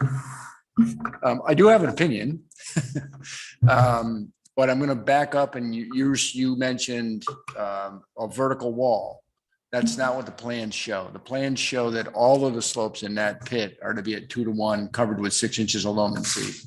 I do believe that our update, I am not mistaken, these are vertical. Yes, it does. The vertical, I thought we, The plan shows vertical because the old plan did not. Correct. So it's vertical in here where we're inside of the 50-foot setback. Not allowable by the board. By the regulations, actually allowable by the 155E statute. Hey. And obviously, you're not gonna grow grass on the granite. No. I realize that. But what I'm stating is I have not seen the The next one would be the floor. stormwater system. The one I'm looking at has There's a 2 to 1 stormwater slope. system that runs along the perimeter of the floor. That is a stone-filled trench. If I'm correct, it's a stone-filled swale that runs around the entire perimeter inside. Is that still the same? Or did that change too?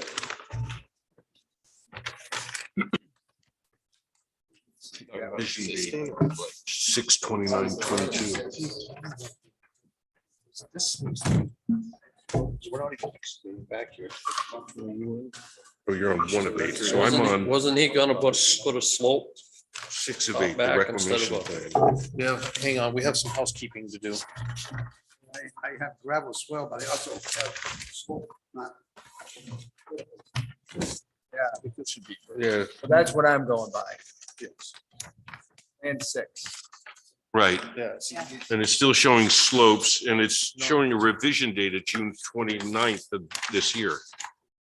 Right, and that's not even in line with the actual excavation totals from the, you know what I mean, from the south side of the property or anything else. You know what I mean? So I guess, maybe some guidance from the board on where we start and stop with plans here because of the 50-year permit. In other words, there's more of the pit to be opened. We have only opened a fraction of the pit. You know what I mean? So I guess I'm not. Obviously, we can clean this up. That's not an issue to show the vertical slopes, but legally, and I had this discussion with Tom, the vertical slopes are absolutely 100% allowed. That's so long as you put something up on top, big boulders, so that somebody can't drive, walk off, and so on and so forth. Correct. And I think that was agreed upon in one of our meetings that we had.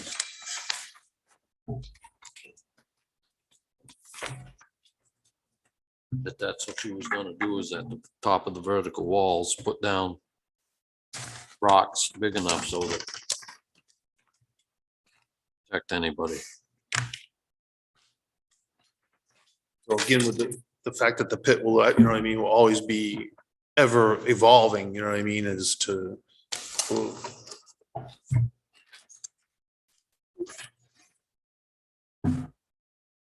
So Dana has something to say. I mean, what I've seen in other applications where you have an extended permit is usually a phasing plan. You know, in the first 10 years, you're gonna do this, in the second 10 years, you're gonna do this, in the third 10 years, you're gonna, you know, And you could again, do something like that. we to could show propose- What it would be like. yeah, we could propose something like that, but you know, what I mean, obviously market, dictates the volume of material and the time that it leaves. So can I make a comment? Please. So on the reclamation plan, the phasing, the note regarding phasing says it's to coincide with the AOT permit. So sheet 6. I can't even read that small. Appears to be reclaimed at the end. Right at the bottom, yeah. That's the only information we have about phasing. Yeah. I don't know that, like, what the phasing is. And do we know what was submitted for the AOT permit? Because I believe a couple of meetings ago, we asked for what was submitted. Well, that's kind of where I was just gonna go, because the AOT is required every 5 years, so you guys would actually see an evolving plan of that, an updated evolving plan every 5 years. Right, because once you submit it to the AOT, it gets, Correct. a copy gets. to the Correct, you know what I town. mean? So it's actually kind of a double redundancy thing, so, I mean, we really only need to show what we propose, I guess, the next 5 years, and then we have to update by default for AOT. Would that be correct? I don't know that, I mean, I would think that the town would want to kind of see the end game as well. You know where your plans are to go in the end, but If that's 50 But I- years out, if that's 50 years out, how is he gonna have an end game? it's a best guess. I mean, it really is. I mean, If so he is a thinks- 5-year plan is a 50 best feet guess. from the other border, unless he gets them to agree But closer. you had to submit a reclamation plan for the AOT permit as well, right? I would believe that is correct, So, or an update to the plan that we submitted 5 years ago, right. which would show, I suppose, the newly excavated, you know what I mean, area from 5 years ago. Right, but I guess, you brought up this vertical slope today, and I'm wondering, well, what did you tell the state you were doing? Because what you presented to us is a 2-to-1 slope. Well, you're absolutely correct, but this is an interesting problem because I physically had this conversation with Tom. So my hands are tied. Okay. So we can attempt to correct it and I suppose resubmit AOT. It's not like we don't have time to play with to a degree. If in fact, Tom, submitted something that parallels what we're looking at right now. Right. But so all of this is, I guess, is circling back to the $10,000 bond. Is that adequate? And certainly would not be adequate to cover the cost of what is shown in here for the reclamation plan. You're absolutely correct. And I don't know about the vertical slope aspect, whether it would be adequate for the balance of the site after the vertical slopes. I don't know that, but knowing what was presented to the state would be very helpful, and what the state is anticipating would be very helpful in us kind of moving forward on that. I agree. So I guess I will make the request again, and I know that this has been brought up at least the last 2 meetings, if not more. I have Get a no copy argument. of what's been submitted to the AOT for your AOT permit. So the previous meeting, he hadn't even submitted it. He just submitted it this past meeting. Oh, Oh, yes. okay. For some reason, I thought I heard it was submitted.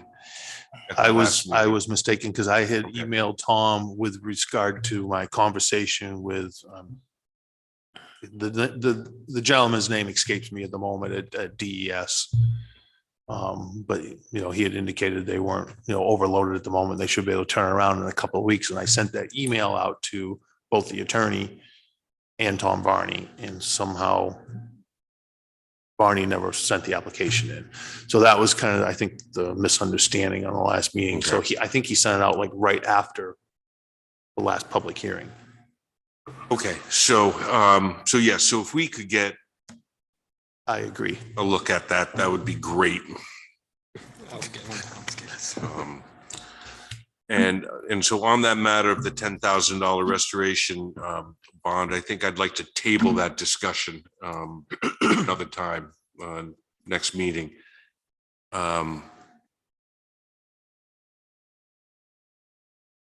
But we're operating with the premise of remediation is reflected on the plan tonight, correct? Right now, that's the only thing we have to go by is, right. So with regards to the north wall, yes. Well, no, I think he's referencing sheet 6, where right now, Right, we right. can only base our, But for what we basically talked about that was bonded for the 185,000, it pertains to that. correct. Just want to make certain we're The talking main about the property. same level of remediation and with regard to what's. Yeah, actually the gonna be rest of done. this is going to change. Yeah. Okay. No, Dana.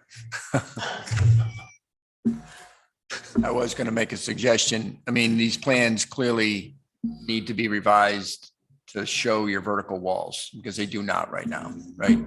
And so what I would recommend is that one of these sheets should show what you're anticipating as the final pit excavation. And not forgetting that we're raising the elevation to the remaining ledge so that it's 6 feet above that groundwater mark, right? That's not, I didn't see that on here either. And as far as a reclamation amount for the remainder of the pit, my suggestion is to have Tom work up an estimate for you versus me, and I'll review it. But I leave that up to the board to decide whether that's appropriate or not. Because I can tell you, I'm going to be in line with my numbers here. Well, I think it makes good sense to have Tom come up with an idea and then have Yeah. a review, because we don't know. Yeah, no, I agree. I think that's a good suggestion, Dana. So, And then I'll review that. yep. And advise us. Does Yeah. that need a formal motion? No, No? okay.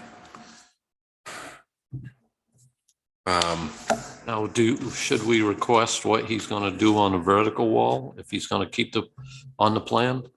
So that, should that show? Oh, yes, the vertical, because Whether right it's- now it's a 2-to-1 slope is what he's showing. And that, if I that's realize that, but I mean, on the new on the plan new we're plan, talking, it should show the vertical wall. right, but should we show him whether he's gotta have fencing back Oh, so many he should feet or have whatever rocks? or- protection he needs at the top of that slope to comply with the So Make sure you regulations. put that in there, so it don't go Extend. through another meeting. You know, whether you're gonna rock it, fence it, The typical requirements are boulders. yeah, yeah.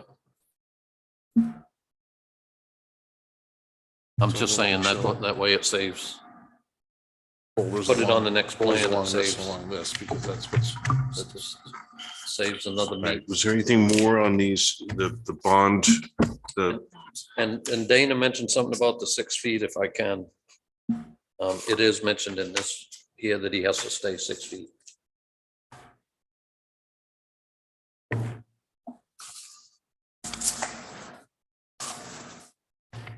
but not on the drawings? Not on the drawings, right?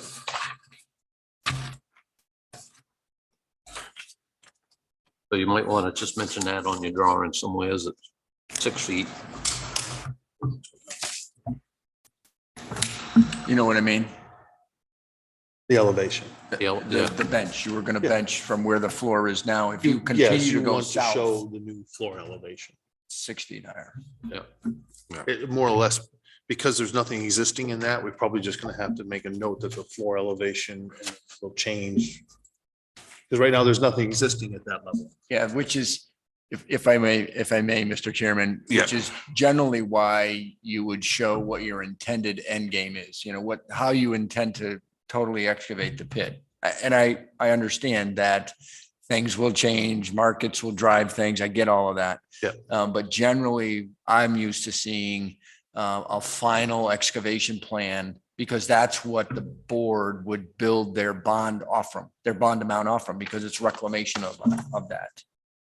So, I mean, it's up to, it's up to the board whether they decide to have that shown on here or not, but There should be something. And, you know, I know you're saying, oh, 50 years out, but it's, you know, how's the pit going to be closed when it's all said and done?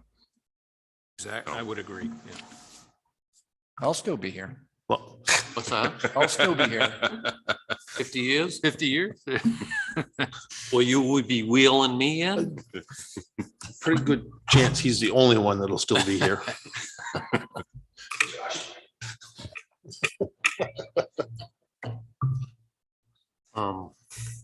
Okay, so moving on from the bonds, because we've already thoroughly covered the those restoration related items. So Conservation Commission. I don't really think we need to discuss this section. Yeah, I think it just pretty much talks about the $16,000 bond. Unless you guys want to hash it out again. If, No. if it would make the board feel any more comfortable, I could post that right away. I wouldn't waste your money until it's time to have it. It's $160. So I'll take it if you want to give it. Okay, so, all right, geotechnical engineering report, we did get the test pits now are indicated. Mhm. The copy of the plan submitted. Escrow funds were submitted and technical memorandum released. And then there was an amendment to that, to the original task order. Yep. And I think you'd had that in your hands a second ago. Have you had a chance to look at it? That is. yeah, the- I did see it come through. The amendment. Yeah, the additional 3,000. Do you agree with that? Are you fine? Do I have to? Do you want to move forward? Yes, I agree with it. Okay, I'll have my wife either bring a check up or we can just mail it, whichever you Thank you. prefer. to the town of Alton. Check to the town of Alton. Not the tax collector? Okay. Thank you.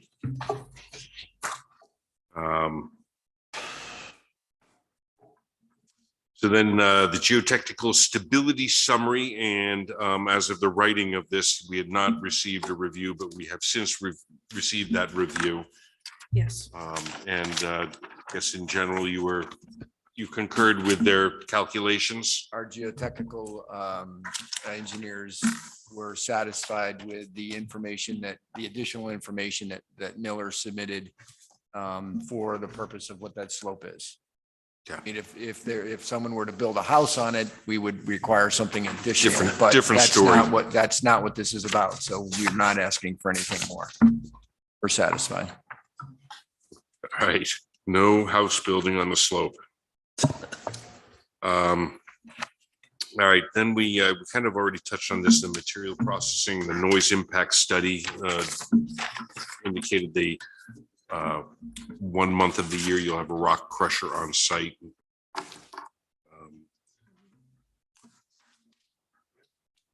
One, I thought it was 5 times a year. well, So the right, but noise- the the noise, noise the study, yeah. noise study that was submitted said that it'll be just for 1 month a year, the rock crusher will be there, but, and then the application says no more than 5 times per year. So the question is, will all those 5 times be in that 1 month? Would you rather read 5 times per year, 1 to 2 weeks per visit? Yes, I think qualifying that and then on your noise study, you're gonna need to correct the wording on that. Right. As well, so, Okay. yeah, that's that kind of making those two documents balance So with when each they other. balance, what do they say? So it sounds like what they're going to say is they're both gonna say there will be a rock crusher on site for no more than 5 times a year for up to 2 weeks per time, per occasion, per occurrence, something. That sounds realistic. Yeah. Right, and then we lost John Dever, but we did already kind of cover his letter regarding the cease and desist, that it is going to permit you to, with the board's permission, to do that reclamation of that northern slope. So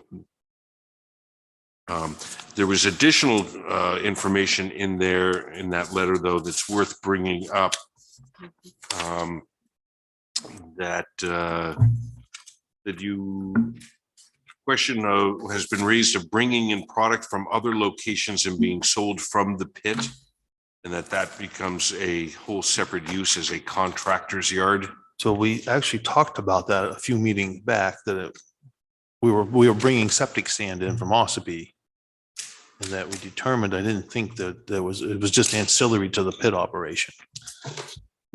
His interpretation is that it is a sale of a product, which is basically a contractor's yard, which you are not permitted to be. Right, so Mr. Chairman, we did, or the board rather, had that discussion regarding a contractor's yard, but it had to do with the number of times that rock crushing would be taking place on site. It dealt with rock crushing, not off-site sand. That was the discussion regarding waiving the need for a contractor's yard. Did not have to do with sand. In the previous application, I believe they just approved it as a transfer yard, or I thought we discussed that a couple meetings ago. that would have been back in 18.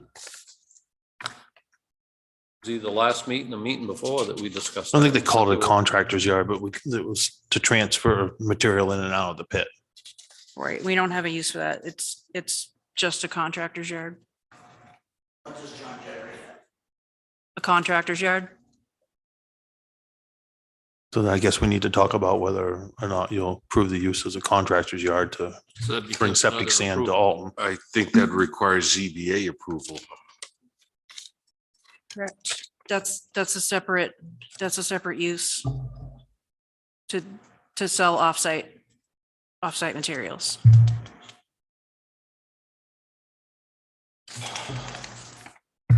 Wait a minute.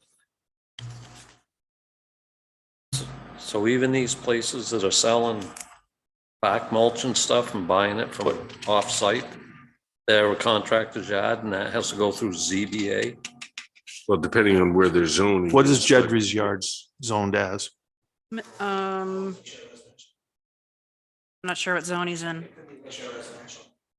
But I know he's been permitted for contractor's yard. In fact, he was the reason why we came up with a contractor's yard use. So when did that permitting occur? I think it goes around the same time that the excavation regulations we were discussing those, because he was transitioning from an excavation pit to what? There was no use for him. So. Correct. through He's been conversations- importing material in there Yeah, for years. So through conversations, a contractor's yard use was created. So was he required a ZBA exception? Probably would I because would have to look up. Well, I would think so. if he's I'd have in to the look it lease, up. Yeah, we'd have to, I don't have that information in front of me. however, if you want to go through that ZBA process, that you can do that. It's the town that suffers, not me, because there's no septic sand.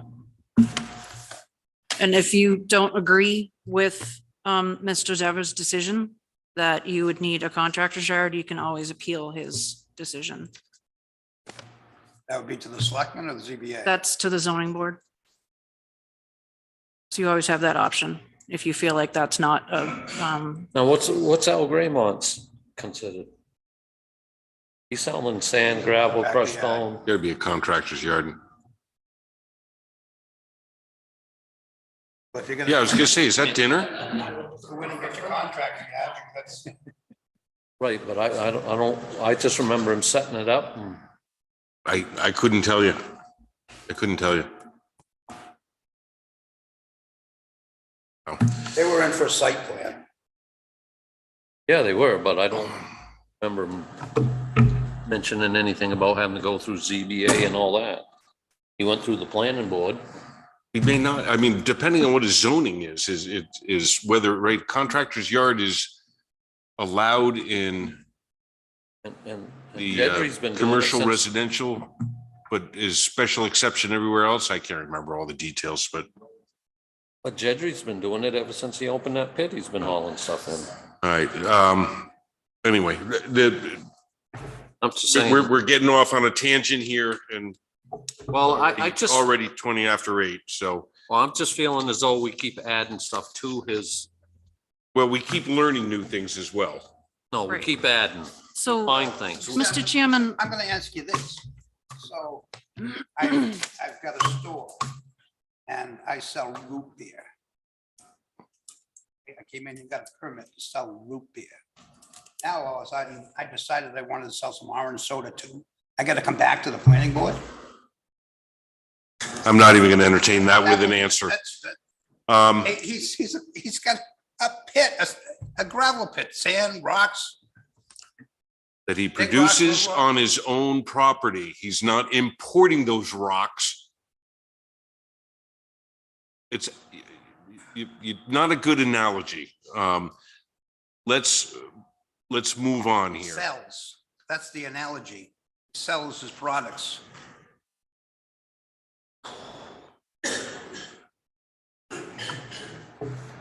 All right, moving along. So we've covered the bond.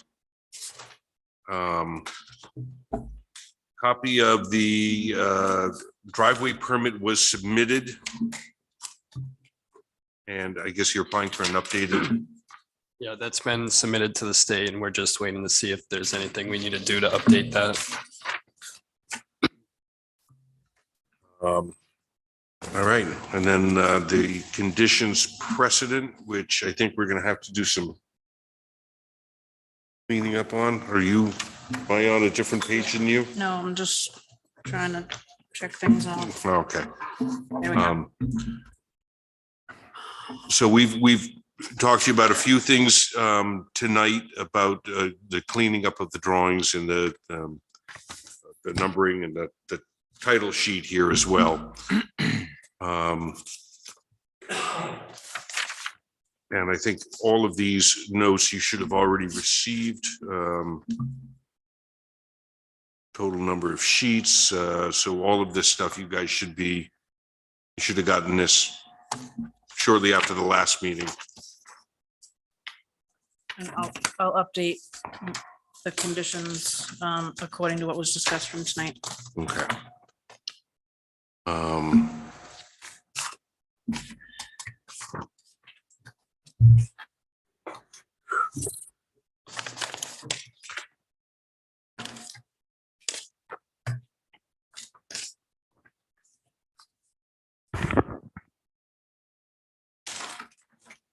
Okay. I don't think there's, other than that, I think that's that pretty well covered it. You guys have anything else?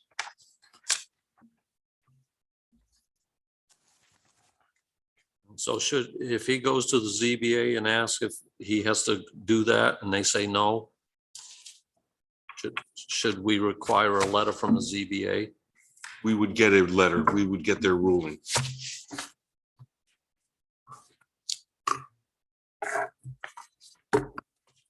Not like he's not gonna get it. Just to clarify though, the resale of those Yeah, it's just materials another 2 months. out of that's that all. pit as a contractor's yard, it's not zoned currently for that? Is that the interpretation? Correct. Not permitted to have a contractor's yard. Apologize for not having my zoning ordinance. I brought my laptop, but the Wi-Fi is not working, so I can't access anything. So not to be picky, but Reuben, he sells 4 or 5 different products. Does he need a permit for every?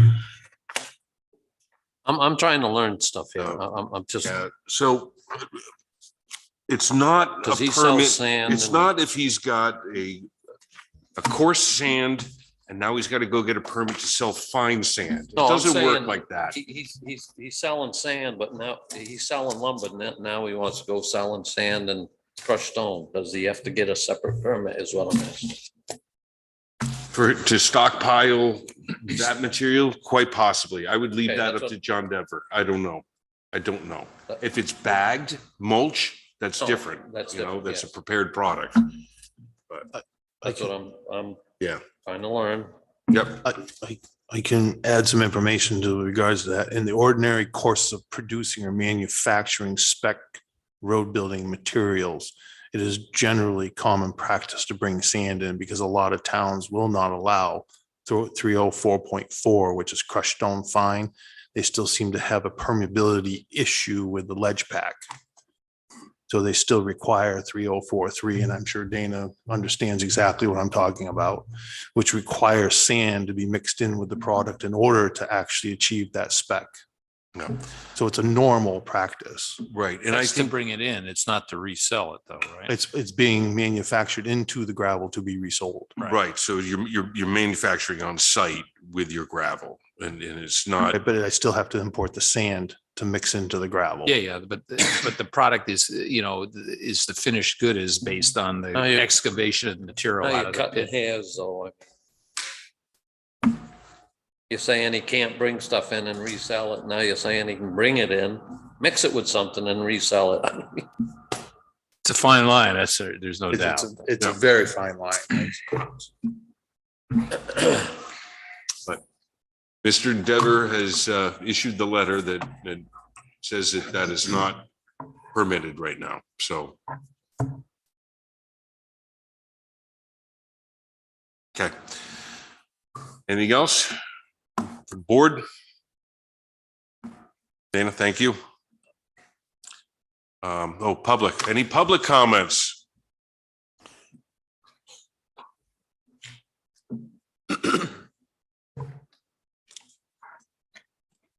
Thank you, Kelly Dana. Sullivan. Hi, Kelly. Wow. So my original comment, which you've already voted on, but I was just curious. The reclamation of the side, and it was like $185,000 bond, which was going to be a hardship. We couldn't come to a different number to make it less of a hardship, but still have a bond in place. Instead, we went with no bond. Which, and I'm just being devil's advocate because I think it's asinine that you've been closed this long. But we also have to do what's right by the town, right? And on that hand, I would say I'm extremely disappointed in about half of this board and the bias that they have shown throughout this whole proceeding. Okay, when you sit on the board, you sit on the board as an advocate for the town.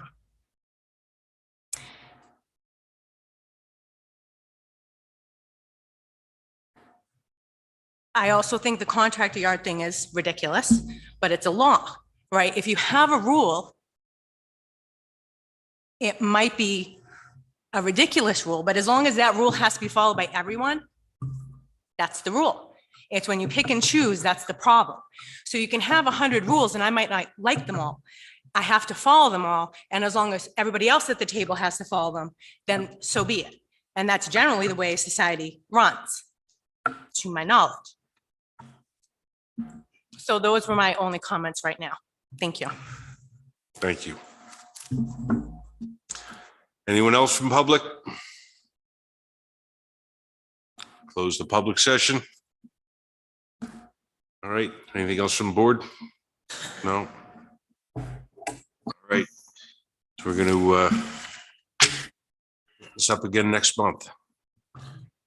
So as of right now, not start the reclamation.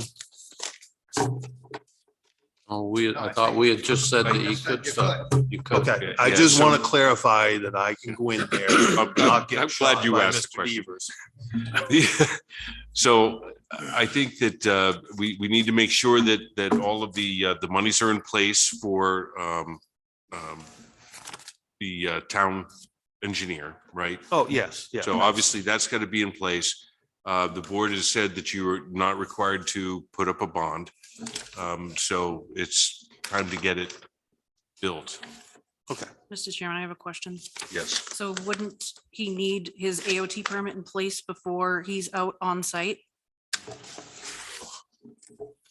For reclamation? Yeah. Probably Any not. work. Is it any work? Yeah. I believe that if you were to do any work, you would need an AOT permit Okay. in place. well, So again, back to my hands are tied.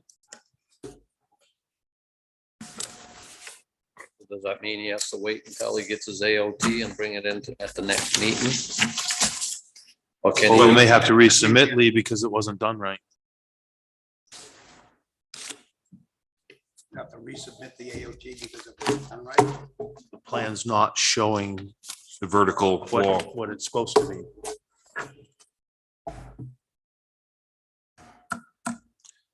But That's to answer your problematic. question, I think if he has an AOT permit in hand, the board is basically granted permission for him to do the work once he has all of his other legal requirements, state requirements in place. yeah, so he has to just give it to Jessica and Yeah. And then he's good to go. good to go. So he doesn't need to wait to come before us for that. Well, I just wanted to clarify that. So he wouldn't think he'd have to wait, you know what I'm saying? Yeah. So, I'm on hold. well, I mean, I would certainly check with the state, but I do believe that Jessica's right, actually- that you need to have an AOT permit. I might be able to get a letter from them to, you know what I mean, to allow me to reclamation start the aspect. reclamation on that side since it's finished excavation forever. Yeah. You know what I mean? So that side's never gonna change. I don't think, the guys up at DS are actually really good to work with. I think that would suffice. All right, so let me work on that. That's a phone call. And because I think what's gonna happen is we're gonna have to resubmit the plan to match the plan that we're giving you because it's not going to be the same plan. Because if Tom submitted what we just looked at tonight, then it's definitely incorrect. I think he may have even submitted the prior set of plans before all these changes were made. Which is even further correct. Perfect. Okay. All right. Very good. Thank you. Thank you, everybody. Can I just, I'm sorry, one more quick thing. So we continued you can stand, we continued the meeting to the next month, but we needed to give a date Got certain. to announce the date too. That's all. August 16th. Correct. Oh, Thank you. God. My birthday, Is it? It's my sister's too. I know, All right. Who's bringing the cake? cousin. Okay, let me That's- find the calendar. It's been a long day. Elvis Presley. Yeah, that's right. On my Oh, birthday, no, Elvis died on the The 16th. phone's Thank blowing up to August 16th. Yeah, no. Your brother died on Elvis. All right.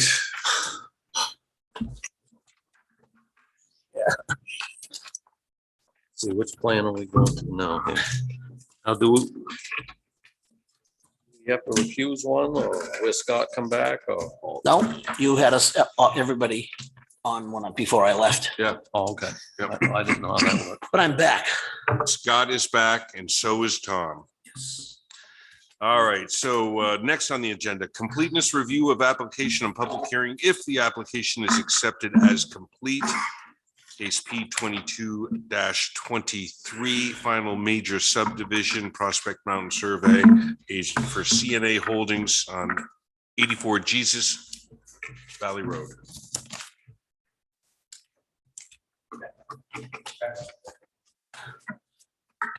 Mr. Chairman, can I make a suggestion?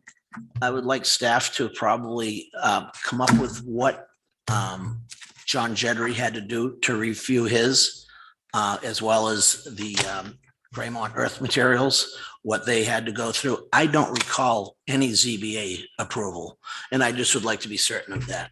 Okay. All right. And maybe another thing is to have everybody be emailed a copy of 155E. It might be, it's gonna be boring reading, but you'll learn a lot there. That was Jedry and Graymont. Graymont, yes. Thank you.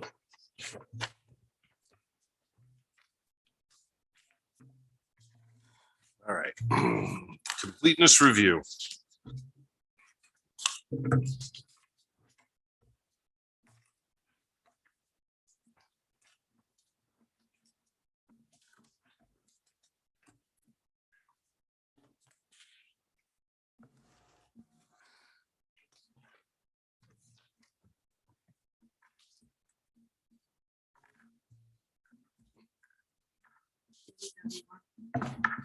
How do you get that now? I don't.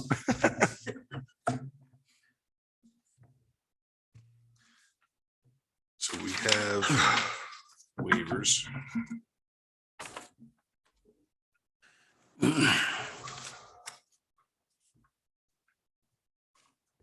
Mr. Chairman, if I can just make a quick comment. Sure. So if you recall, last month, we talked about the fact that an equitable waiver of dimensional requirements was needed for the front of the house being in the front setback. The applicant right away signed up, submitted an application to be on the ZBA, and they canceled the meeting because they didn't have a quorum. So ordinarily, if approval from ZBA is needed before the planning board gives their approval, ordinarily that's how it takes place. My recommendation to the board tonight is to put that as a conditions precedent, considering that it was on behalf of the town that the meeting was canceled and it wasn't on the Fault of applicant. theirs. Yeah, makes Throw that sense. out there. Agree with that. I'm fine with that. Yeah.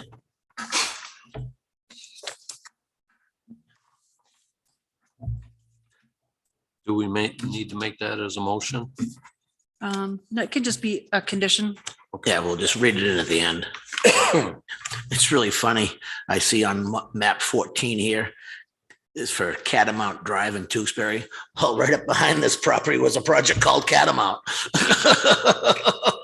Once upon a time.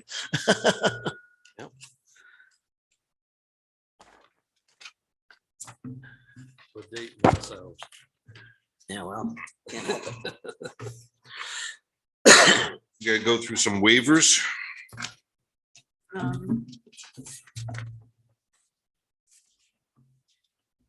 So these are not, these do not have to do with completeness, so I would do completeness first, Okay. then waivers.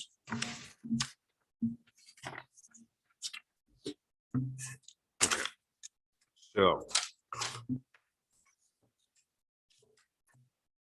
As best as I could tell, this was complete. You didn't find anything missing that wasn't addressed through a waiver? No, it's just the usual stuff like sample deeds, submitting subdivision approval, just. Other than that, it looked fine to me.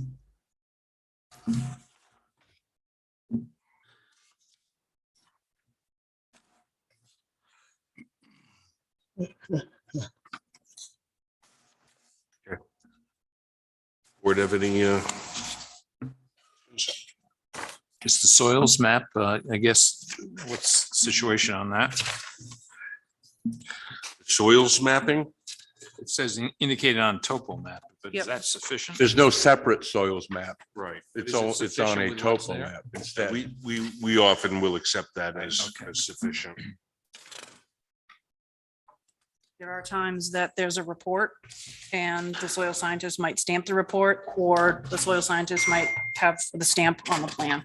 Okay.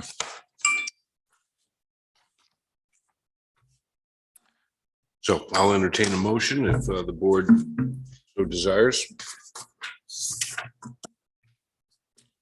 Mr. Chairman, on case P 22-23 to approve, accept that application as complete.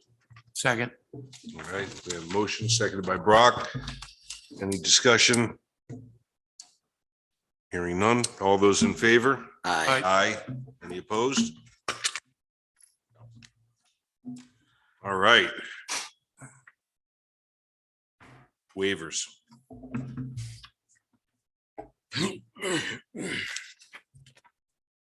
So complete boundary survey showing meets and bounds of the entire contiguous parcel. No.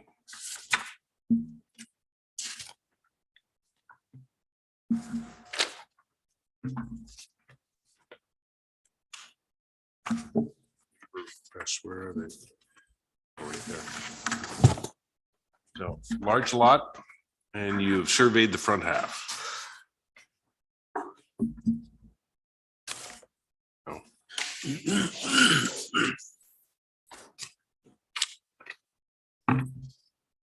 So this is section 7, D period 1 period B.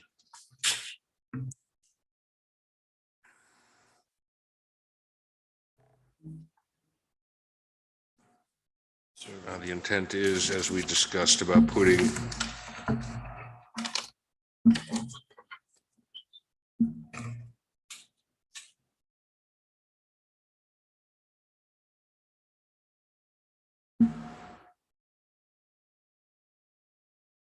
so this is just a waiver for the complete boundary.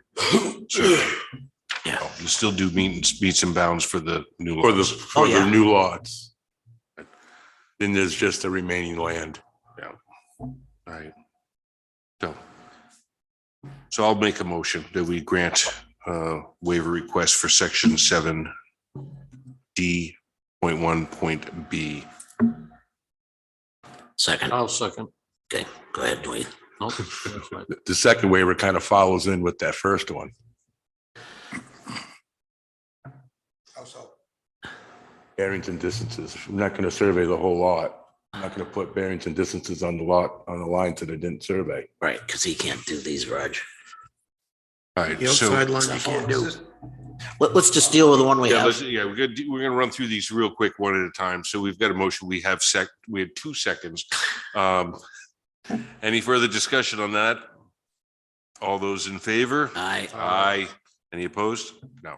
Okay, so the next one has to do with the getting all the bearings and just distances, it's getting late, on the existing lot lines. So I don't know. There is on the new lots and up the sidelines far enough. Yeah, this is just a waiver for the rest of it. Right. Mr. Chairman, I'll move to approve waiver 7, D as in David, 1, C Charlie, 1, existing lot lines. I'll second that. Any further discussion? All those in favor? Aye. Aye. Any opposed? Good. All right, next one's existing, wait a minute, section 7D1C4, location and type of all proposed and existing survey monuments. Looking for a waiver. Mine Again, just that says- follows with the entire boundary survey. We're not going to show the monuments in the back. So we're just covering. But you're asking for a waiver of the proposed monuments. That's because it was in there. I'm just actually asking the waiver to show, not show all the existing monuments. I'm going to sit there and put proposed monuments on the new lots. That's not what it says. Just trying to cover my butt. Yeah, so I'll take a stab at this. I'll make a motion to approve waiver request 7D.1.C.4 with the clarification that all proposed monuments will be put in place and Correct. identified on the drawings. How do we know what the proposed? Yeah, that's what he's adding to it. Oh. Because Those are it the- was this little ambiguous. On the second sheet. The second sheet or the second sheet here? Yeah. All listed? Solid surface. Proposed lot, or corner, so there's one there. Okay, that's the corners of the new lots. Yep. And on the front, ones will be the posts, 4x4s. Yeah. If I don't hit rock, Not there. a lot of quickcrete, That's a That's gravel. a lot of sand right there. there's some rocks too. All right, so we have a motion on the table. So moved. No, I move. Oh, I'll second it. I'll second, okay, I'll You're second it. Sometimes on the road, if there's stone wall, we can't put a granite bound in, so we have to put a drill hole in the wall. That makes sense. Can't, You I'm can't. not moving, you- if I sit there and find a big base rock, I'm not moving that, or am I gonna blast it out to put a 4x4 concrete monument in, or granite? Actually, I don't believe you're allowed to move Can't move a boundary wall. can't move a boundary wall. Right. Right. All right, so That's we what, have, that's where I was getting in with the, all along the, or with the steel rods Yeah, along the road line. you're breaking them now, the granite bounds come with a magnetic pin in them, and that's only at the top. But if you can't get a granite bound in, this is what Dean was trying to say, and you have to have that thing sticking up a foot. Sometimes I've seen them 18 inches above. Hit that with a plow, that thing's gonna snap, and that magnetic pin's gonna go away, and the next surveyor will never find it. But if you got a 3-foot rebar, you can't pull that out. And we set those flush, and we'll be able to find that 10, 20 years down the road. Something you should probably think about changing in your regs. Agree. all right, so we have a motion, and a second. I'll second it. 2 seconds again. Everybody getting a little punchy. Any further discussion? All those in favor? Aye. Aye. Any opposed? No. All right.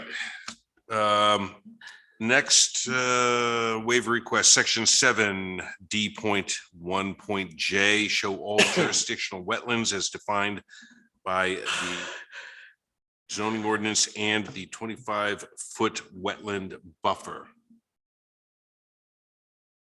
So you have identified all wetlands Within these four, The 3 three small lots, lots. plus a little bit more on the remaining. And the red line, the first red line outside of the wetlands is 25-foot buffer.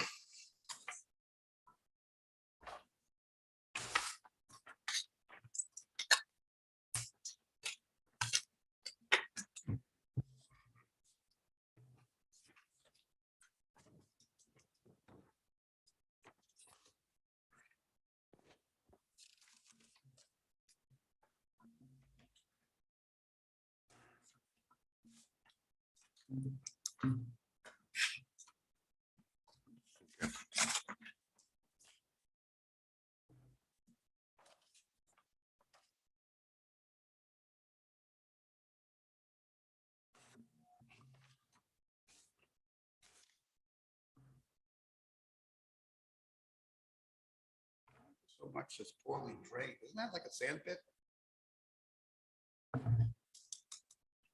Well, you still got There's a lot of silt. silt on there and foam.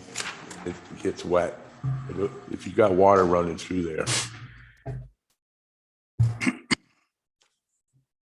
A lot of water coming off that mountain. Out it.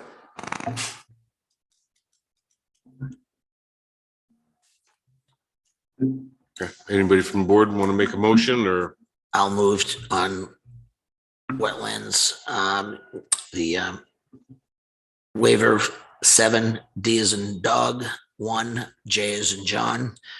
Wetlands that have been delineated on the 3 lots only, not the remaining rest of the lot. I'll second that. Second. Discussion? All those in favor? Aye. Any opposed? Section 7D.1.N, show all areas with slopes in excess of 25%. And you have shown all the slopes over 25% for the 3 small lots, asking not to show them on the remaining land. Mr. Chairman, I'll move on 7, D as in dog, 1, N as in Nancy, to approve the 25-foot slope not to be shown on the residual, 25% slopes not to be shown on the residual portion of the lot.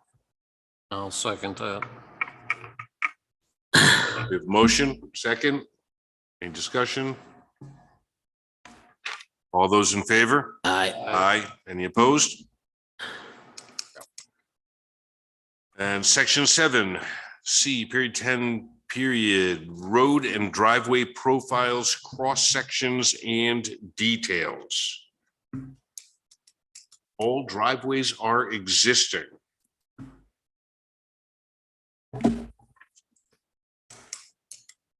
You applied for a permit on that one. She has the permit, yep, in the file. So all the driveways are permitted? So are they permitted? I guess, yeah. that was- The only one was needed was the vacant lot. Which would be lot Which one. is Lot Yeah, 1. Proposed lot Be the one. first lot on the left. 6-2. Mr. Chairman, I'll move on 7C Charlie 10 driveway profiles to approve the driveways as existing and not have cross sections. I'll second it. Okay, so just so I'm clear on this, there was one that was not existing that you got permitted.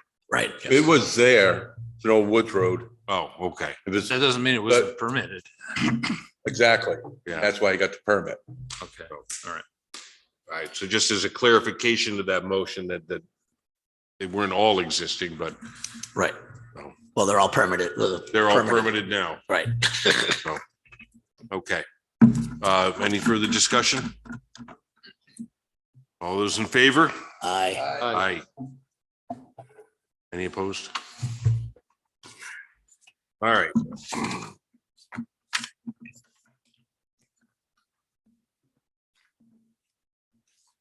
So I think, so we've covered a lot of this last week.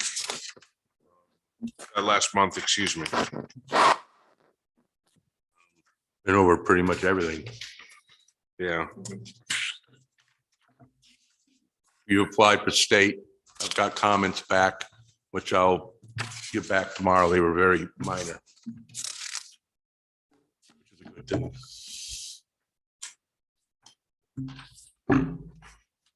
Okay, so the aquifer, That's delineated. I saw that there someplace. It's on the first sheet. First sheet, yep. that information was obtained from, The aquifer map that Overlay map. that USGS did years ago. okay. So that should be identified, your source for that, getting that on your drawing.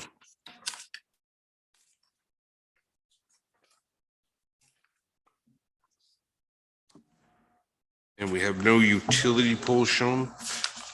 There's shown, Looks like, poles do not follow the road. They go off into the woods, across the street, and then come back out onto the road further down. Mr. Chairman, I'll elaborate on that. Back around 1960, the town had a beautification thing that they didn't want the telephone poles on the street. You'll see this is Stockbridge Corner Road, Alton Mountain Road, several places. And when you have an ice storm, they put them back out on the edge of the road. So that was part of their beautification back in around 1960s, early 60s. All right. So was Roy Page Road, Jesus Valley Road? It's paved to a point.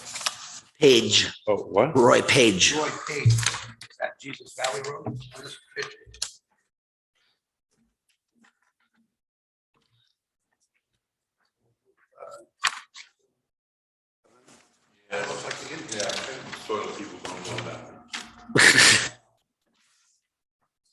Yeah, I don't know where they got that from. Must have been the Dale guy. Maybe.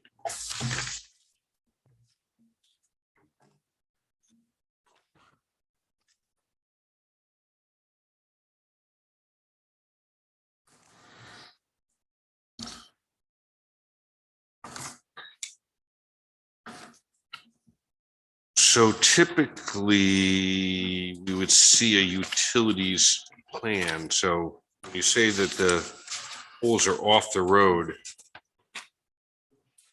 Well, the two houses that are there are already supplied with electric. There is a pole in front of the vacant lot. It doesn't, it starts going into the woods at that first curve by that existing house.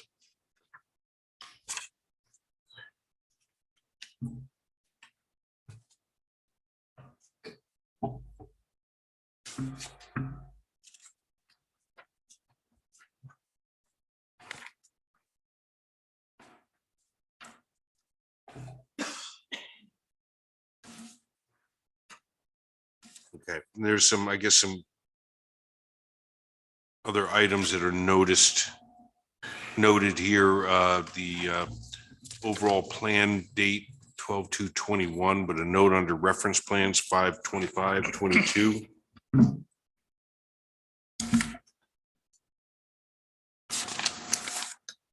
Can you help with that, Jessica? Page am I on?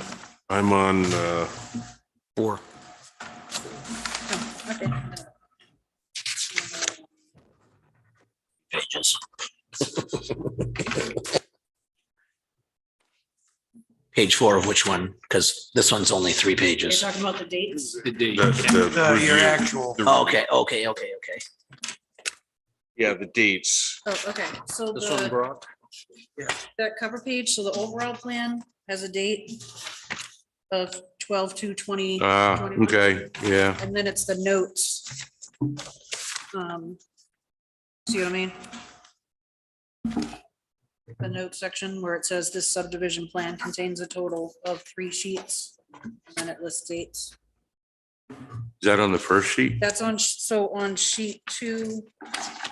So on sheet 2 and 3, Yeah, Yeah, kind of like. one is the that 12. middle Of where it says reference plans. Where it says the subdivision. Right. Yeah, so the overall plan dated 5/25/22, but your plan is actually dated December 2nd, 2021, if you look on the. Yeah, Actual the number 1 is 12/21, the rest of them are 22. Yeah. sheet Oh, yeah, I just didn't change the date on that. That's a- Yeah, just I just changed it. All right. things Get your like red pen that. out. I got it right here.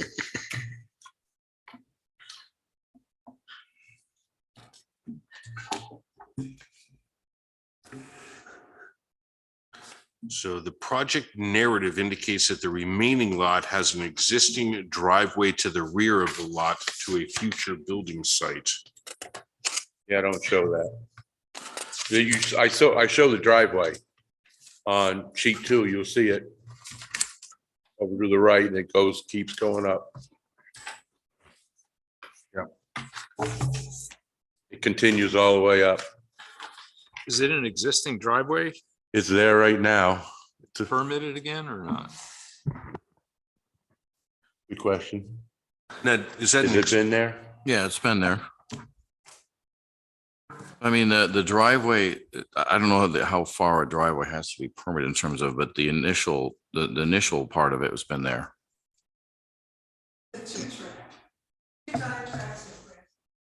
So, Mr. Chairman, I have a question. yeah, So my comment on that note is, so the checklist didn't clarify whether future development was taking place or not on the lot 6, that's all. Remaining land? Yes. Future, it won't be able to do any future development. Not enough road frontage. Okay. And the wetlands are right there also. This is it. These lots, there will be no further subdivision. okay, and if you can wait until we get to the public and then you have to come up to the microphone. Thank you. And is the back lots going through NRCS? A what? The back lot that you're talking that's never gonna be developed, is you putting that in? Going to be one big lot, Yeah, But no development. no development. Well, a house will be built on it. And also, just for edification, the driveway permits the road cut from the town road onto the property. They don't dig into what it's going to be further up the hill, shall we say. They just wanted the road cut. They need does to the make lot sure have too, road there's a pitch with, A culvert Yeah, you if can't be more necessary. than and that's 2% what- within 25 feet of the edge Yeah. pavement. Yeah, you gotta tip back for 20 feet and then go up. But that has that, and I don't know how long that's been there as far as I know, but that has a culvert already. Mhm. So that's considered an existing driveway, I Mhm. believe.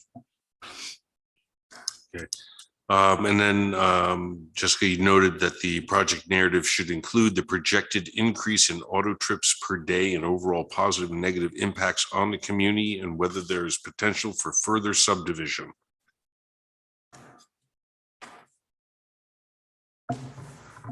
You can just update the project narrative with that information. Okay.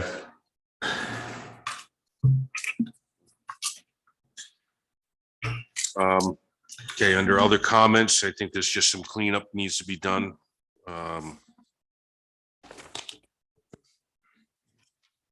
Off-site improvements, whether we, as a board, feel that it will adversely affect the existing public facilities, including streets, sidewalks, et cetera. Gonna affect the sidewalk there for sure.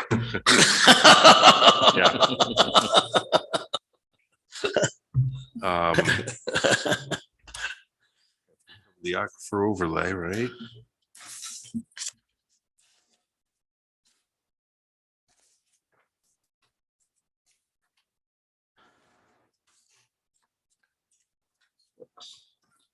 So we have the, this ratio. Again, is that a concern in particular on the lot 6?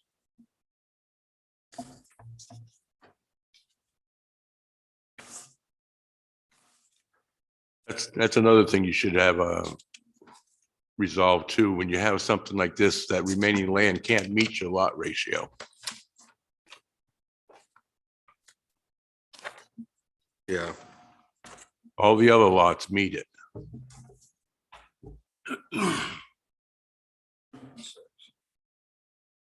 Yeah, there's got to be a better way to calculate that too. As far as on the remaining land, like, Yeah. Why should, we can't even really calculate that because that was done a long time ago. Yeah. We can't change that. Have the lot number issue been spoke of?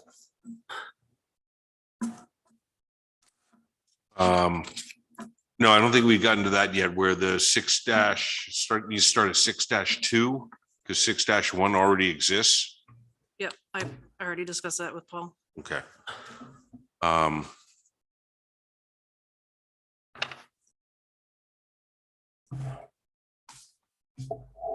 Okay, so the utilities, we talked about that. Whether we should require that they be shown on these drawings, the poles, the electrical poles. I don't know. I can see it on what's it, I know this is a major, but where there's no proposed utilities other than connecting the houses. Yeah, you've got an existing Right. infrastructure already Right. there. But when you're sitting there doing a new road, you gotta have a utility plan Yeah. and show the poles. And these people don't have the capability to change the poles that are there unless it costs them tons of money. Yeah. Some of Mr. them Chairman? on their Yes. property. Can I just point out that at the design, I mean, it's up to you, I'm just saying that the design review, that it stated the board determined that electrical poles should be indicated on the subdivision plan and that a separate utilities plan was not necessary. And of course, you guys can change your mind and not require it now. I'm just throwing it out there. You Yeah. required it before, but it, I mean, just to clarify for the record. I still think it's a good idea. Yeah, I was say, why not? So, I think it- even if they do go off into the woods.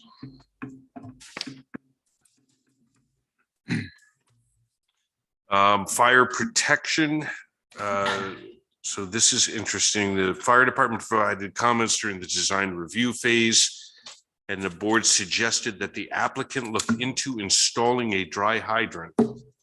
There's a dry hydrant program. The fire department has a complete map of appropriate sites that was done back 8, 9 years ago.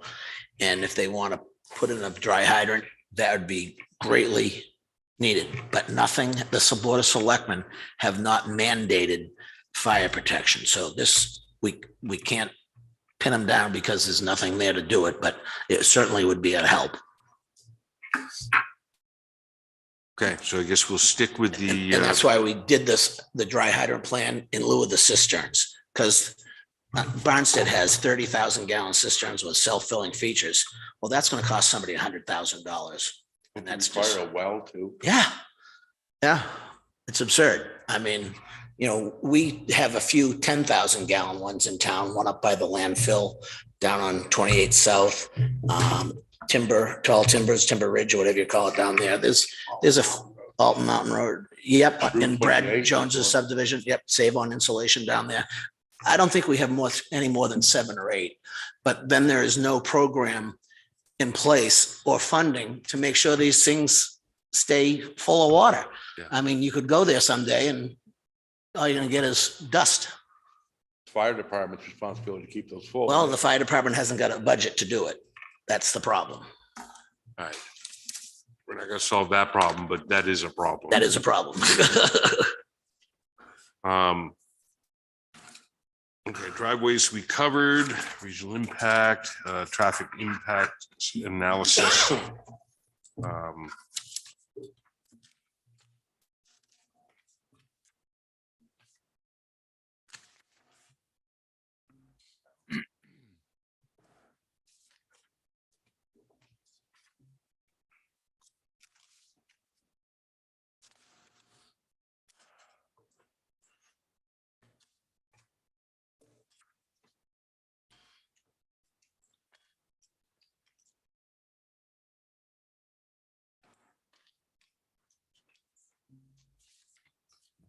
Time frame.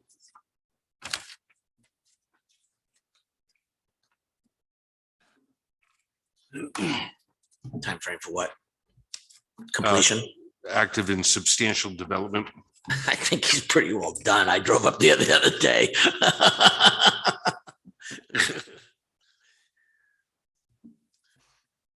So, from a timing point of view, within 24 months, meets and bounds. Yeah, well, he's gonna open it up. Yeah, I will. Yeah, we just, I guess, just trying to get through some of this stuff that I also forget all the time. And substantial completion. Basically the same. Yeah. Right? Basically just has to pin it. Yeah. Oh. Was there anything else?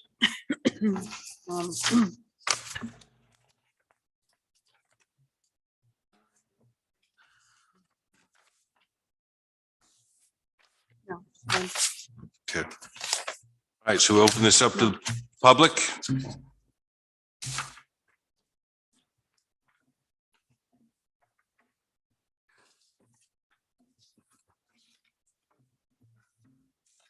Andy Wyatt, and I live on Jesus Valley Road. Just a couple of things. One is that when Jesus lived there, it wasn't paved, but it got paved up to where Reuben lives now. And that was Jesus's original home. And his last name was Valley, V-A-L-L-E. The town simply put a Y on the end of it and it became Jesus Valley Road. But that was my neighbor when I was a kid. So just a little bit of information. I heard you asking about the electric poles. There's one right on my lawn and there's one on my daughter's lawn, which is next door. She's at 85, I'm at 91. So I'm directly across from plot 1. Is that what you call it? Yeah. Is it plot 1? And she's right across from the farmhouse. That's the original that's there. And there's a pole right there. So the pole that's on my yard goes diagonally across to the farmhouse. So I'm thinking that that same pole would go to plot 1. But it's right there. It's like 5 feet from the More road. likely. It's not in the woods at all. It's on the road.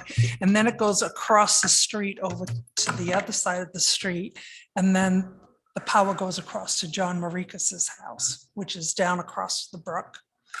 So that was just one thing. And then two things that as I was listening, I understand that now there's a permit for the driveway for plot 1. Mr. Dever told me that it would go back to the size of the 2-track that had been there, two tire tracks with grass in the middle. It's probably 4 times wider than that now, at least. And I also heard it said that there's nothing on that. There is a trailer on it, a house trailer that was brought in there, and it had to be widened so that he could drag that trailer in there. Yeah. So there is a trailer on 1, so it's not unoccupied. Well, there's nobody living in it right this moment. So there is a home there on that. And it's my understanding that the driveway will be put back to a driveway rather than what it is now. And I just wanted to tell you about the power poles too, that they're not in the woods. They're right on the side of the road. Yeah, right in that section right there. Yeah, one's like right there, and they put it there. You were saying, Scott, sometime in the 60s. Yeah. We built our house in 82 or something like that, and the pole wasn't there then. Well, okay, but the main thoroughfare might have been off the road, but your sub pole, shall we say, can be put wherever it But needs then to it be. ended up on my lawn. So. Yeah. So, and the one across the street is there. No, beside me where Sarah's house is. That's right on our side of the street too. So. Okay. I knew Jesus too. That's the part I enjoyed the most, was that where that I've always wondered, you know. I have to explain it every time. I've been asked if it's a religious colony. I can show you where Jesus is buried. Yeah. I can too. And Imogene is right with them. Okay, yeah. B-A-L-L-E, and Yep. then they added the Y. Right. Town just put a Y on the end of it. And in New Hampshire, it's not Jesus, it's Jesus. Yeah. But he always went just by Valley. There was a Valley Steakhouse in Kittery. I don't know if they were related. Kittery. It didn't have, it was an He E. actually, the story is that he was a pretty famous chef in New York City, and he came Wow. from Portugal, I think. But anyhow, everybody's tired, sorry. But Thank you. that was it. And I just wanted to tell you that when I came before a month ago, I didn't know about the permits. Now I've seen the permits, and I have apologized to him for my confusion, I guess. But now I know that there are permits for Dalton's house that I didn't know about. So Okay. Great. Thank you. that's it. Thanks, Andy. And great brookies in that trout brook too.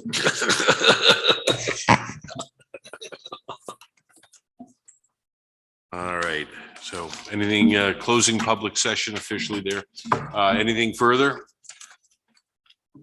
Applicant, board? No? Entertain a motion.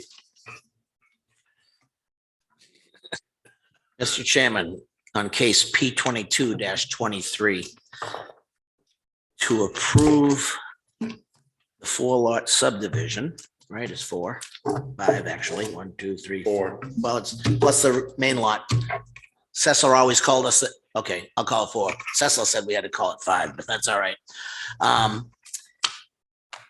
To approve that with conditions precedent, and I may need to have a little bit of help on that. We talked about putting the power poles on the plan. Yeah. Was there anything else am I missing? Yes. Well, the Graphical ZBA, errors. Yeah, your red marks that you made. the equitable waiver from the ZBA. Right. Yes, thank you. Subject to the equitable waiver of the ZBA on the setback requirements on the original farmhouse. State subdivision. State subdivision approval.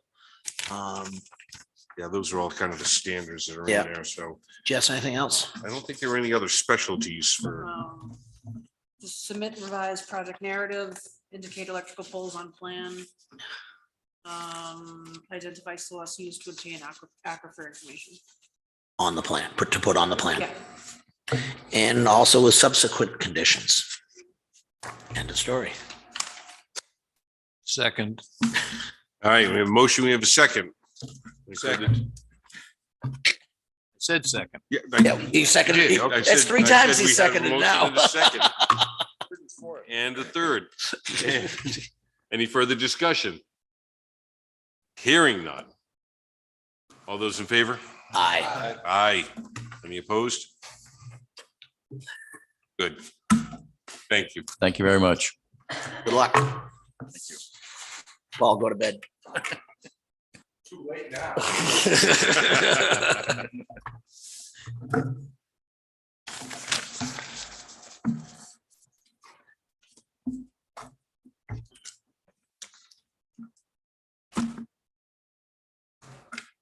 All right. Is everybody good to keep going without a break? Oh, yeah. I'm gonna that's say, good. yeah. If we break, we ought to get in the car and go home. I'm breaking from my living room. That's up to Been you. over- Neither have I. Been over 3 hours. Oh, we lost Doug. Doug's on his break. Can I bring up one thing? Is it under new business or old business? Business. Just busting your chops. No, what Paul was saying about the steel pens, I think that ought to be brought up about changing because he is right, you know. My list of items. And also, if you use granite ones, granite is really quite fragile when it's in a 4-inch square. I mean, you hit that with you can hit that with a cold chisel and you'll take it right off. Slide across the yard on the ice and hit it with your plow. Well, the big reason I'm bringing it up is because a lot of your big landowners that subdivide and stuff, a lot of their boundary Sounds like lines are on Jessica's got it stone under control. walls. A lot of their boundary lines are on stone. So You can get that elastic for me. In a single bound, you need to go over that. It's a red shirt, not a. Good answer to that. Too funny. Okay, so Jessica has that on her to-do list to research.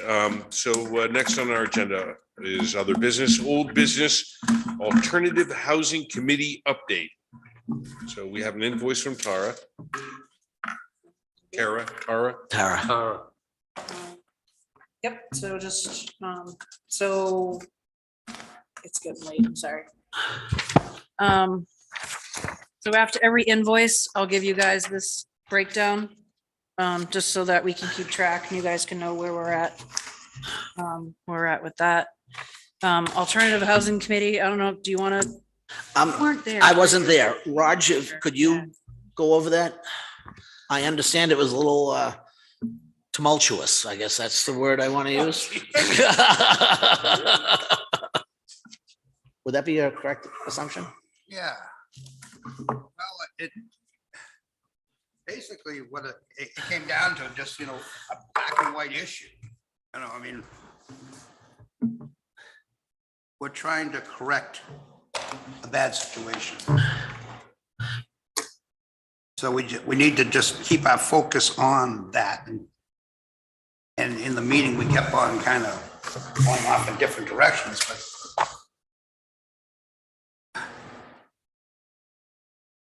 all these meetings, they kind of mix in to each other, so I can't totally remember, but I do remember that, and we pretty much were narrowing down on what the problem was and how to cure it, and then it would get. So what is this problem? The issue is the B&B. That's the big. Or the Airbnb. Airbnb. Yeah. Short-term rental. Short-term rental. Yeah. So basically, we're trying to find a way, so a guy in Illinois can't buy a house here, never see the house, rent it out, not responsible for it. What happens? So we're trying to make it so he actually even has to live there, maybe. I think that conversation was made. But he's responsible, he has a responsible party. There's somebody to answer for that house. I mean, I just had a woman call me the other day, asking me what the deal was with the B and B, and I said, well, that's funny, she should say B and B, that was her name. I said, we're actually working on that now.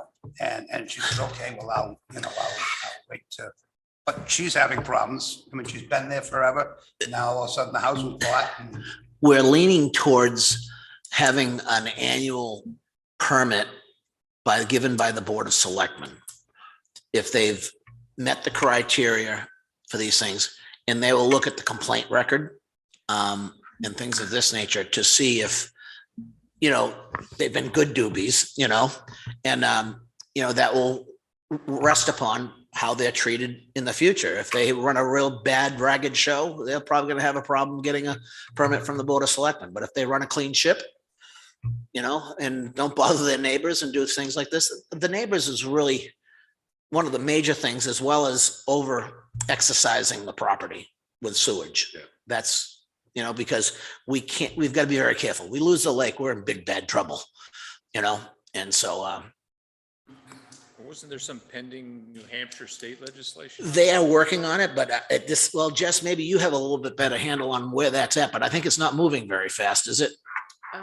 It's not, Moving. it's not moving at all. Okay, well, Yeah. it's moving very poorly. It's not moving at all right now. Although no. in the, this little thing here, the state does they were tooting their horns on a very good year legislatively. It's a definition of a good year. And if I can elaborate a little bit more on what Scott was saying as far as the permit coming from the selectmen, we had decided that having it be an ordinance all by itself could potentially be problematic, because you're granting that approval to the land through an ordinance instead of granting it to an individual, like the permitting process through the selectmen. Yeah, good point. I think also it came down to a lot of wording we said on a lot of this too. They had to do some word changing and Yep, there's a lot of changes to existing definitions, just to kind of clarify a lot of things. Well, we've been at that for a while, straighten out So definitions. Tara's, our next meeting is Monday night. Tara has done a nice breakdown of all of the potential changes. So we're working on that. And we're also starting to dabble a little bit in the open space subdivision ordinance that we kind of started talking about last year. We got to be very careful how we word that, because we'll fill this room up big time if we don't word it properly. Going with open space subdivision. That's pretty much where alternative housing's at right now. It's kind of, we've kind of pushed everything else aside to try to get this Airbnb thing resolved. But like I said, I think we pretty much honed in on it. We just need to nail it. Yeah. well, I think there was only one other thing that we had a long discussion on, was eliminating the residential commercial. That's a different issue. That's a different board. That's master capital, plan. that's master plan. Okay. Well, you can talk about that when the master plan meeting comes up. So the next is the master plan update. And I know that we'd hoped to cover a lot of tracks with that update, but I think there's too much. We are covering no tracks tonight. yeah. Tara, that if you saw me on my phone, I was texting Tara. So we were talking back and forth, and we felt like, So again, it's been another long meeting. Yep. So we actually should probably book a workshop to maybe discuss, With master plan people or not? or maybe just just Tara. with Tara. Okay, So that way we can go over those chapters 3 and 5 again, the action plan, like we did at the master plan committee meeting. I know some of you weren't able to make it. It's very important. Some of it's, it's deep. So it needs, another look through. I do recommend that you read it So if you haven't. That is particularly that action plan. Well, it's just Just details this of the whole, action. yeah, I guess whatever that, The you master- handed us something, said, here, make sure you read this before the meeting. Yeah. I think that's this. I think that's. Yep. Yes. So what is everybody's availability? So, I'll be here Monday night. Because there's a meeting Monday night. Alternative housing. so Tara works with a lot of other planning boards. She's attending a lot of other meetings, and it looks like, Well, you're saying our next meeting, not to interrupt you, is 16th here, so. Yeah, we need to do something before that. and Right, not that's what I'm at a saying, meeting. We don't so- want to do it on a meeting night anyway. No, but what I'm saying is we should do it sooner than later. date at 4. So So let's she'd see. have time to So make corrections. August Evening of 2nd, August 2 is 2 weeks from today. because she has other dates, but she has it down at 4 o'clock. So I don't know if any of you would be able to 4 attend at o'clock's 4. tough. Yeah, that's Right. tough. for So me. the only, Don't even know how to work it. yeah, the only evenings she has available is August 2nd Just 2 weeks from tonight. or That would be 6 o'clock. 8th or the 9th. So the 2nd, 8th or the 9th. So let me look and see And the what 9th would be 3 weeks from today. So August. You're on a roll. I'm ready for a nap. I'm ready for food, then a nap. What are we, August 2nd? Do you know I'd what- like to go for August 2nd if possible. Yeah. 9th is no good. Hang on 1 second. Let me look at the town's calendar. And this would be alternative housing. No. No, master plan, pardon me. So hold on a second. So the second is the master plan committee? It's a No. workshop with them. Workshop for Just- us Yep. to discuss with Tara Tara. Right, and so. go over all of that. Yeah. That's what time? Let's see. Well, she's checking to make sure that, Oh, she's texting her. no. there's I'm something checking else is- the calendars here to See make what else, sure. what else is booked on that night. Well, we could probably fit in the Heike room, couldn't we? Yeah, but we don't have. all Oh, we don't the have that. That's contract- right. Yeah, so August 2nd looks like it's a good, that's a go All right, for a 6 6 o'clock. PM, Yep. August 6 2nd, p.m. 6 PM. Yep, evening of 8 to, so I'm assuming the evening would be 6 o'clock. August. Can I make us, Go ahead. well, I was gonna say. Hand these back, Bye. so we don't have to, shouldn't have to reprint them for that. Why don't you keep them and read it? And bring them with you. I already read it. I'll read it. Okay, so August 2nd, 6 o'clock, I'll get in touch with Tara, workshop with her to go over the 2 chapters and get through that.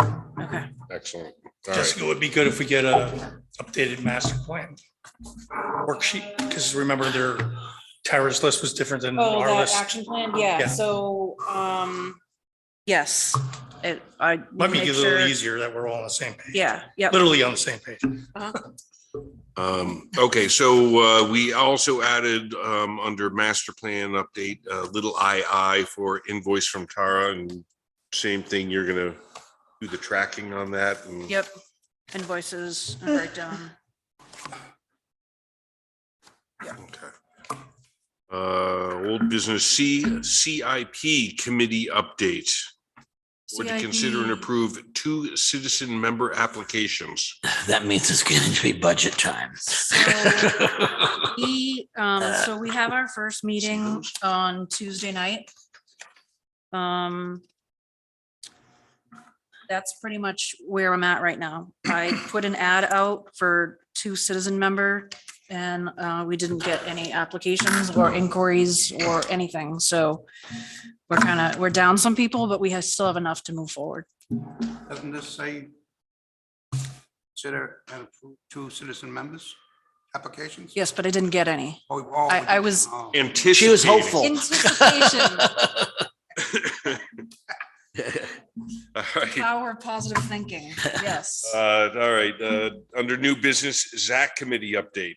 Zach, so Zach is gonna happen at some point soon. Needs to be. Yep, just been trying to get together with John. Yeah, has John put some stuff together? So I've created a list over the year and I sent it over to him, and that's As I've said. kind of be- where we're at right now. Yeah, as I said before, I would like for you and John to look at ordinances or something that is, really doesn't fit us anymore. So we can get rid of some things, and I just don't want to keep adding and leaving old baggage in there, which, you know, could be totally useless. And could hurt us too. Right. Approval of the minutes. So board meeting minutes of June 21. I remember it well. Close enough. It's good for my house. Can't see your house from here, though. Idea.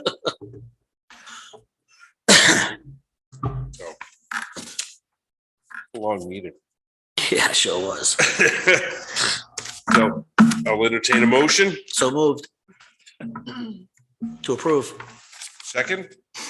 Second first. Second, First, second? first, second. Okay.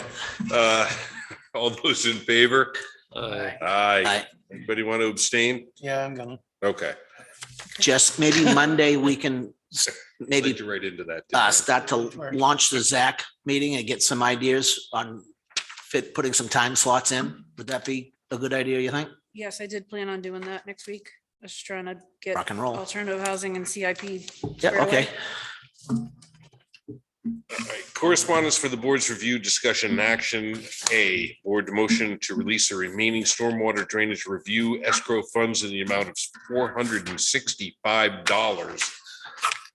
You don't have any correspondence on that. It's just a. We don't. So if you guys, so there's just, like I said, remaining funds to go back to the Kempers regarding the stormwater drainage review. So if you guys can make motion on that. Motion, we give them back their money. Yep. Seconds. All those in favor? Aye. Aye.